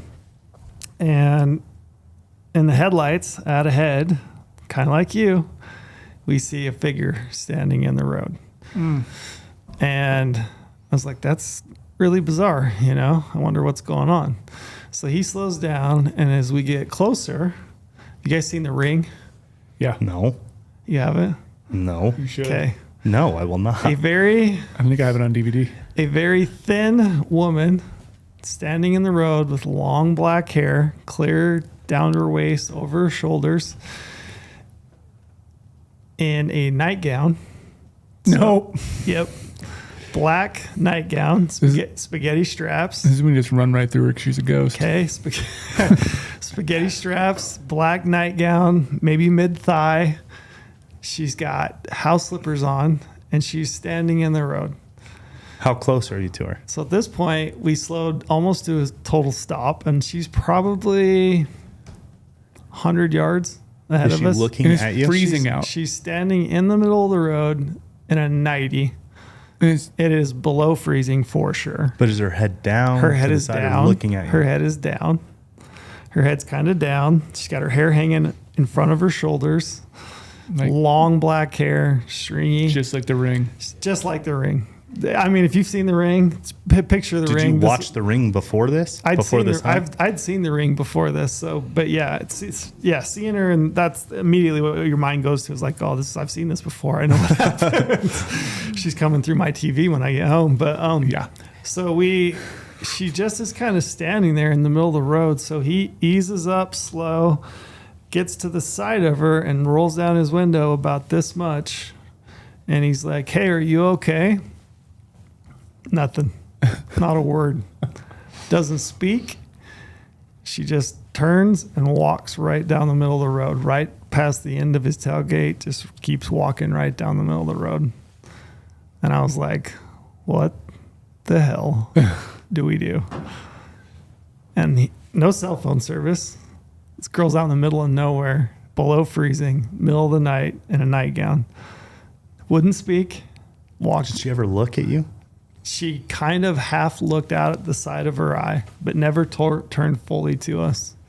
Didn't speak and just walked down the middle of the road. Maybe she was filming for a scary movie and you guys were part of the So, scary movie. Yeah, so we're utterly freaked out. Like proper freaked we're out. proper freaked out at that I'd be point. Totally freaked out. So I was like, let's keep climbing. Let's go up the road. We'll keep going up the road, get some elevation. When we get up on top, we'll call it in, right? So we go up the road another probably 3.5, 4 miles. And there is an old Buick. Do you remember like a 1980s Buick, big floater, you know what I mean? Yeah. It's off in the ditch. It's got one wheel kind of sticking up. And as we pull up, the passenger door is open with a set of legs hanging out of it. True story. And I was like, nope, I'm not going to look. Let's go. Let's haul ass. We hauled ass to the top of the mountain. We just called that one in, called 911. I have no idea what happened. You've never looked at what I happened? have no clue what happened. So do you think passenger door, legs out? Do you think this lady was driving or lady maybe crawled out the passenger door and the legs then of the other person flopped out and she hit her head so badly that she was just walking kind of like crazy down the road and that's why didn't know what to say? I kind of think thought maybe, like she killed her. I kind of think maybe drug fueled rager. We're out cruising. We lose control. Yeah. Put our car in a ditch and maybe she's just like, he's incapacitated. I don't know if he was alive or dead. But yeah, legs. Just not saying anything. That's weird. Was there body on the legs? Didn't say a Could word. you see No, I body? couldn't see, man. All I could see is the passenger door slightly propped open and legs hanging out. Which you also wonder, why are their legs hanging out? She tried to grab his legs and pull him out? Yeah. Did he try to get out? How did you passed not out? go back and look Dude, at there's no way I'm going to look in that. No way. just to figure out what the call resulted in? Did you never follow? Yeah, you never tried to follow up. This was like 07. Yeah, no, I mean, I had no clue. I don't know what happened to it. I called it in, but it was one of the weirdest things I've ever seen. That was a weird one. Yeah, see, yours, there's so much unknown to yours. Mine is very known. We know exactly what happened. Yeah, I mean, it's a corridor. That's what makes it a scary two dudes story. in a Civic You don't and- know. I have no idea I don't what like happened. the unknown. I Did would she have kill her called friend? immediately. Maybe. Purposely? Who knows? I don't know. I just know what I saw. And Did you guys go hunting? It was I killed a big buck. You know the buck in my office with the big hook and the cheaters? Yeah. I killed that buck that evening. I never knew that part of it. Yeah, I killed that buck Maybe I did. that night. Yep. I killed Did you try to glass down to the road? To opening see day? No, because we were going hunting way further back. We got to the top of the hill and then we went probably another, I don't know, 8 You're miles mentally or way so. tougher than me. I wouldn't have been able to I think hunt. you got a good omen because of that, because you called it in. Like they were like, "Hey, I'm going to toss up trail a big old cheater buck." Yeah, it was really creepy. Yeah, this girl in the middle of the road with long black hair. It was creepy. Yeah, the long black hair thing. Why do they always have to have long black hair I don't know. And why just not even and a nightgown, Yeah. slippers? and why not even recognize that you're there? Yeah, nothing. So when you first pulled up on her, she was just standing. In the middle of the road, standing, moving. not moving. And then we pulled that's way creepier. We pulled to the side to where she was level with the driver's side. I was wouldn't have done that. trying to crawl in the back seat. I was like, please don't roll that window down. I gonna don't know come what's crawling going on. through the window. This just does not feel right. And he cracked it a little bit. tried to ask her if she was okay, and just nothing, kind of side eye, and then just walked past the end of the truck. It's kind of smart cracking a little bit, because me being super friendly, I'd be like rolling all the way down, like, hi, put my arm out there, how's it going? Not with that sighting. No way, I probably man. would just keep driving. Not at 3:30 in the morning. It was creepy. It was really creepy. Yeah, that's definitely one of those things where you like, try to get service and call it in, be like, this is weird. Very bizarre. I cannot believe you never looked into what that call resulted in. Yeah, I have no idea. I don't know what happened. Shot a big buck. You didn't care. I did kill a big buck that night, and that's what mattered most. And nothing came through your TV. Yeah. So you're good. All right, and then I'll wrap up. And really, this is just for Robin Ferguson. She loves this story. Yes. So Go Robin. Shout out Robin. She's a huge alien freak. When I ran into her and Calvin at Salt Lake at the expo. We started talking aliens, and I was like, I got an alien story for you. And she's really into it. So I told her my whole alien story. So she was like, oh, you got to tell the story. So I don't think I've ever heard this one. Again, You haven't? I'm paying attention super hard because this is probably the 15th time I've heard this story. Oh, so this says it correctly the same I thought this every was time. the other story. Nope. Nope. This is my original alien story, which people always ask me to tell. I don't know why, because it's the weirdest thing that's ever happened to me in my whole life. Weirder than what you just said. Yeah, weirder than that for sure. And if you know Trail, you know he's tells the truth all the time. For sure, this He is doesn't lie about where he's hunting. He always gives people hunting spots. He's a true truth teller. When people ask me about Trail, I genuinely tell them, and I mean this in all honesty and like appreciation of who you are. Well, I tell people, I'm like, Trail is incapable of lying. Yeah. Like he's literally like times when he should. Like I don't think he's capable of it. So keep that in mind when you listen to Trail's story. I literally I just don't not know paying about- attention I for any just told discrepancies. Ryan Gentry that in New Mexico. I'm I don't like, know dude, about that, but this one's not a lie for sure. This actually happened. All right, let's hear it again. Okay. Or hear it for the first time for people. Again, I'll start out with the year. It was 1996. Oh boy. Good year. It was 96, and it was New Year's Eve. And me and two friends went to a group of friends' house. So I won't say her name. She lives in Junction. She knows who she is. So we went to her house. A bunch of people over there hanging out, watching a movie. It's New Year's Eve. We're just kind of shooting the bull. And this is the point in the story where I have to chime in and say, as well as the other gentleman, no foreign substances. You know, we were not liquored up. We weren't doing drugs, anything like that. We were completely, totally sober. Okay. So we're at this party hanging out. It's about 15 minutes to midnight, New Year's Eve, 1996. And at that point, I was like, I probably better get home. The other guys had further drive than I did, and they were going to give me a ride home. And the party was kind of lame. Sorry if you know who you are. Anyway, so the party was a little lame. So I was like, let's take off. Let's go. You can drop me back at my house. And I live in Circleville, Utah, for those of you that might know, a little reference point. So we leave Junction. We're driving back to Circleville, and we are driving on this long straight stretch. So there's about a 3-mile straight stretch that goes into town if you're coming from Junction to Circleville. We're driving along, and it's almost midnight. We're listening to the radio. We got X96. So those of you from Utah, you'll know X96, which is like this alternative station. For some reason, that stretch we could get it, right? Because normally you couldn't get it most places in Paiute County. So we're listening to the radio, and they're doing like a countdown of the top songs for the year. So hits midnight. The DJ is like, hey, top song, 1996. He's like, Green Day, When I Come Around. So you know that song, right? So my buddy reaches over. We're in a single cab pickup truck, right? Small lowrider, the one I mentioned on a previous podcast. We're in that. So there's 3 of us lined Three up. of you guys in the single 3 of us cab. lined up in the front. He reaches over. He's got the radio cranked. We're singing Green Day. We're having a hell of a good time. It's New Year's Eve. And right as like it's midnight, like just midnight. Okay. So we're riding along, and all of a sudden the entire cab of the pickup truck is just engulfed in the brightest red light, like intense red light. Like I can almost feel it because it's so hot. You can feel it and see it. It's just bright, intense red light.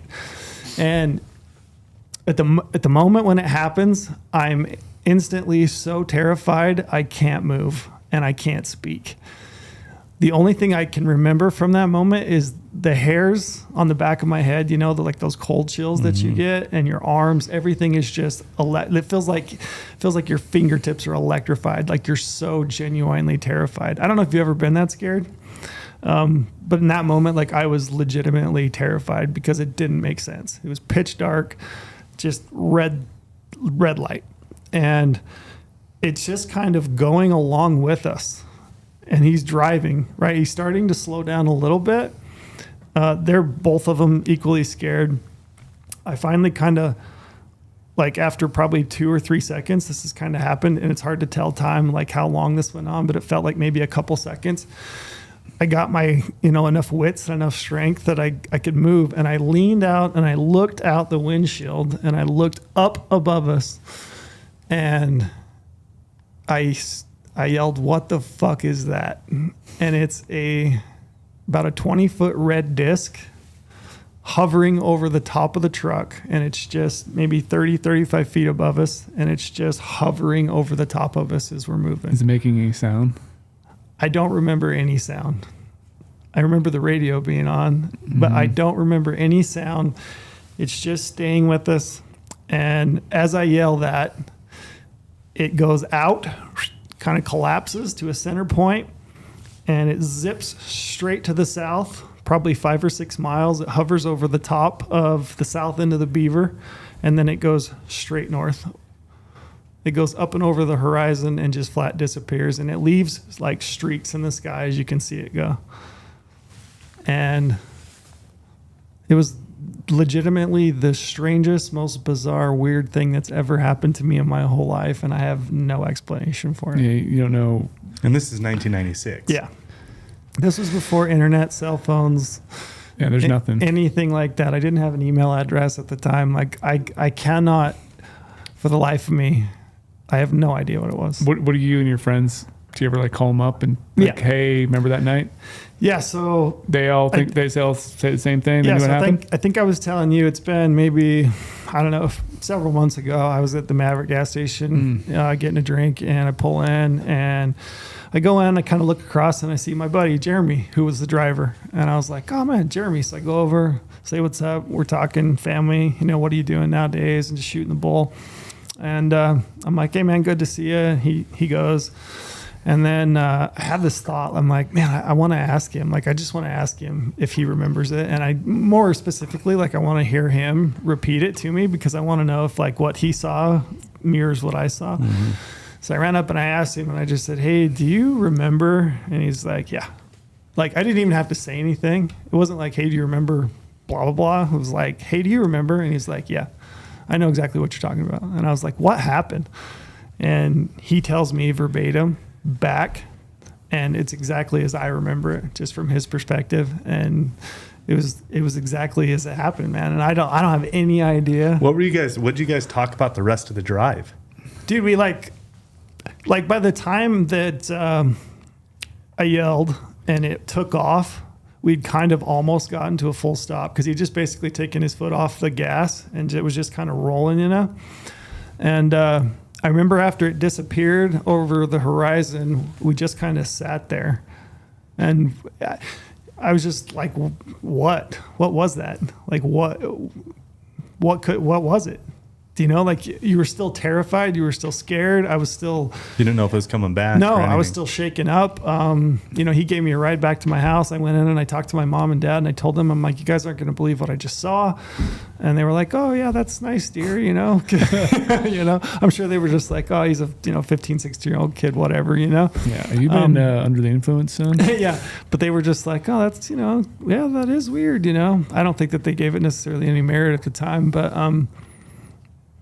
I don't know. It was really weird. I used to go back, like when I lived close enough, I used to go back at midnight on New Year's and drive the same stretch just to see, just in like hopes. I was like, I want to experience this again. I just want to see it, But I've never had anything like that happen ever again since. I've never seen anything else weird in the skies that I thought was like that. But yeah, that night, the weird thing about it is also the timing, right? So, yeah.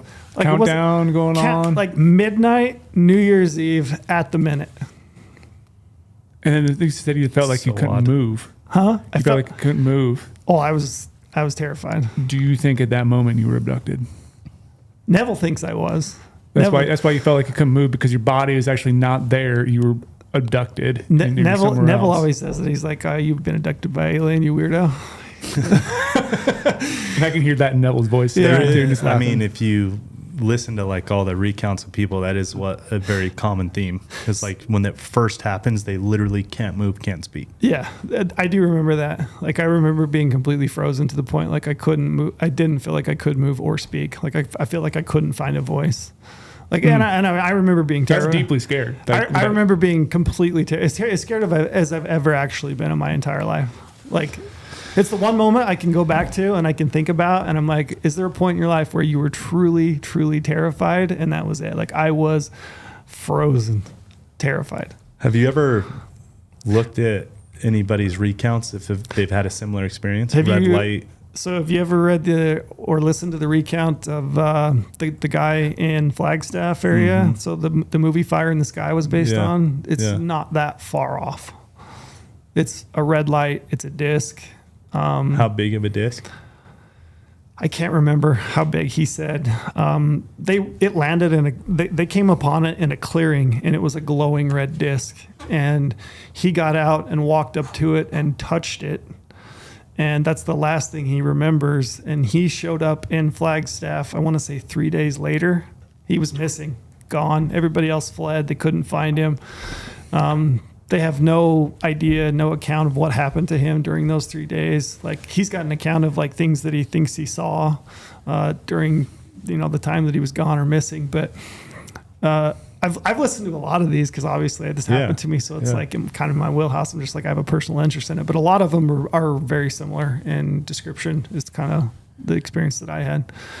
So the one thing I really liked about Trail Story, like I said, I've heard it a ton.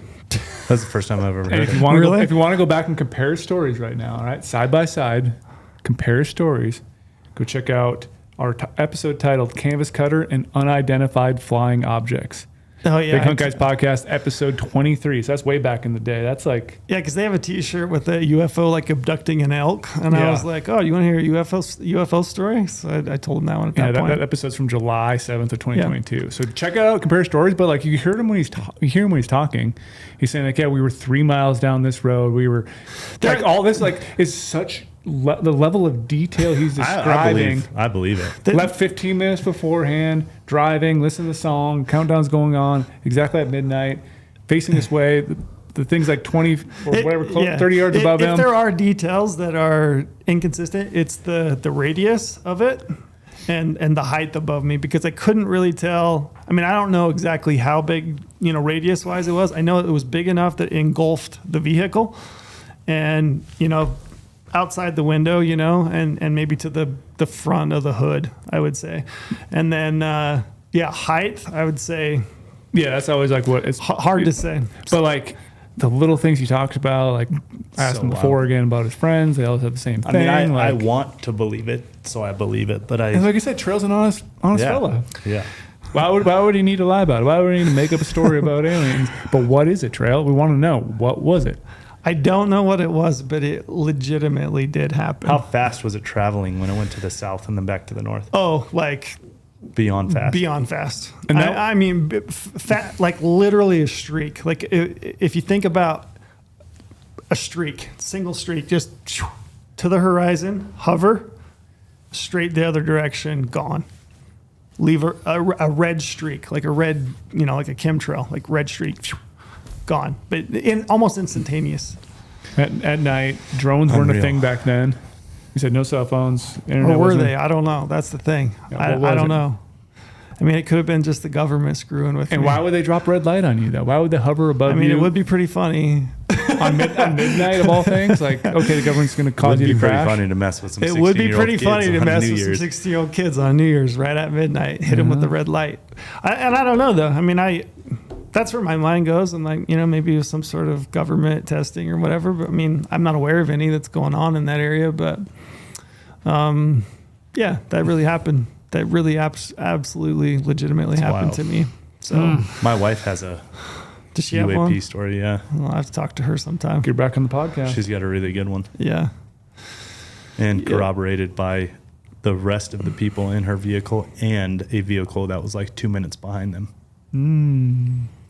Do you believe in aliens? Yeah. You do? I think there has to be something else out there. Yeah. I was looking at some story the other day on Instagram. Was saying like how many actual galaxies are out there. It's Do you like, think they visited us then? I mean, here's where it gets into is like this simple question: do you believe in aliens? Like, what define an alien? What is it? yeah, there's life out Define there. alien. Is there more life out there?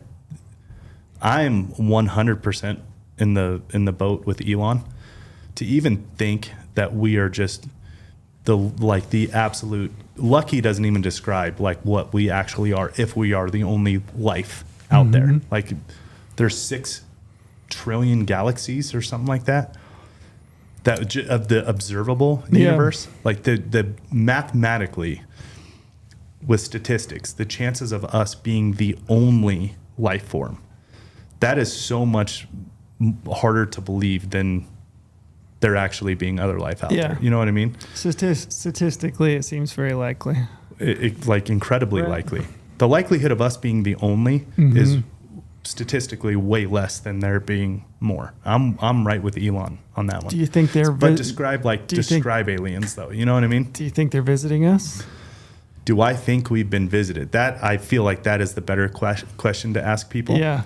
It's like, because do you believe in aliens again? Just define that, right? Is it life out there? Yeah, I absolutely believe there's more life out there. Now you want to get into the nitty gritty. Have we been visited? That's when you start getting into the realm of like, do I want to say what I believe because then people think I'm a freak? Or I think yes, absolutely. I think we're visited all the time. I think it's more likely that happened than there's ghosts. I believe in aliens more than I do ghosts. Aliens way more than Bigfoot. Like I said, way more than Bigfoot. I don't believe in ghosts. I believe in spirits. Sure. And, you know, whether you want to call it extra dimensions or anything like that. That is interesting too. I mean, there's so many ghost stories out there. There's more ghost stories than there are alien stories. And you would think that given the amount of stories that exist, you would think there's got to be something to it, right? Yeah, so TV shows going into haunted houses. But yes, do you believe we've been visited? Yeah. You do? Yeah. Do you? Roswell, New Mexico. No. I'm such a... Look it up. Yeah, I mean, there's lots of accounts. I mean, there's the one in Brazil. There's lots of different accounts. I mean, there's this dude, the Fire in the Sky guy that the movie was built on. So yes or no? I'm gonna say yes. But I don't believe there's a lot of things I don't know. I'm on the fence. I'm not like a true believer of a lot of things, you know. It's like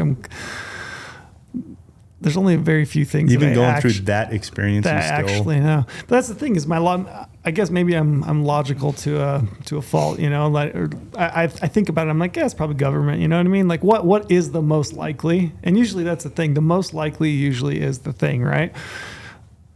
But I mean, given the timing, I don't know.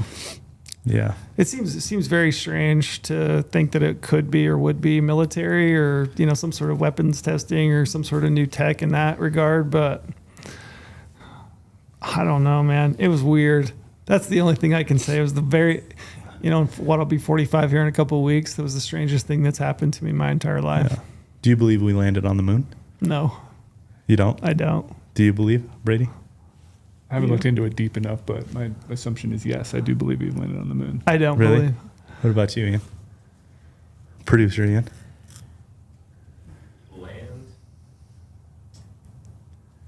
I'll say yeah, but do I think pictures could have been doctored? I'd say that's fairly likely. We know they were And doctored. as far as being visited, I'd say yes, but then you gotta think, if they are intelligent enough to traverse galaxies, move to different planets, let's just assume they can view what a shit show we are. Yeah. Why would they talk to us? Yeah. Why would they want to? Yeah. There's no a lot reason of, to. There's a lot of theories on why they're not communicating Just with us. sit and observe. But so you do believe we've landed on the moon? If you had to pick yes or no, Generally speaking, yeah. you do believe. At that time, I don't, but You believe that we have? Yeah. I do not. I don't either. I haven't looked into it I do deep not. enough. The reason I don't believe that we have is because we have not been back. Why would we need to? Why I'm would just playing devil's advocate here. So There's nothing humans have ever done once. We've always tried to do it better and faster and more often. And the weird thing is we cannot replicate. In how many years has it been? I mean, we're 60s? 60. Yeah. Late 60s? Yeah. we don't have the technology to match to do it again, to go back. It just seems It's too a lost strange. technology. I mean, tell me Yeah. one thing. Tell me one thing that has not Been done massively progressed. It's very true. That doesn't make sense to me. Me either. And then if you dive down all the different rabbit holes of all the different pictures and Well, the flag blowing in the wind, and like everybody wants the data and proof. I think the main thing is the radiation rings. Like we don't have the technology today to bring a machine through that type of radiation that you would have to go through. well, then the other thing about it is And the camera that they used was not protected from radiation. It was just a normal camera. There's like so many, like if you want the data or the proof or whatever, it's like, yeah, you can go either way, except for that. Like the radiation rings is a very straightforward thing. well, then the other thing is people always say, well, what would be the justification for lying? Well, you get in a race with Russia and you want to prove something. To me, there's motivation. So you want to hear my take on that? The amount of propaganda that has been proven to be true just now in the 2000s and up until today. And you're going to tell me we weren't propagandized back then as a country? More so. Like way more so. Yeah, there was no internet. There was no there's no way you can people prove couldn't it. do their own research. Like that is the time that propaganda owned everything. Yeah. And like when you're in a race and you're trying to do stuff and having listened to a fair amount of both sides, I don't believe that we have. I agree. I need to do some more research, I guess. The thing that gets me more so than anything, having listened to both sides, because look, I am, I'm a red-blooded American male. Like I want to believe that we are the best at everything, and I take massive amounts of pride in that and being an American. So I want to believe that we have beat everybody. Like there is that side of me that wants to believe it, right? Just out of that pride of what we're capable of. Yeah, I could care less whether we have or haven't. I think it's a very like prideful thing, right? Like to we're the country that did that, like our minds, But then there's that like the want of that. But then you look at the radiation rings for me is the part where I'm just like, in the 60s we could and now we can't. And by the way, in the 60s we didn't even know there was radiation rings. Yeah, it doesn't seem feasible to me. Brady, you do a deep dive and report back on whether you still believe it. We'll catch you next week. Okay. You could tell us. Just do a full segment on just did we land on the moon or not? We'll find out if Brady still believes. You don't want to believe in one of America's biggest accomplishments? No.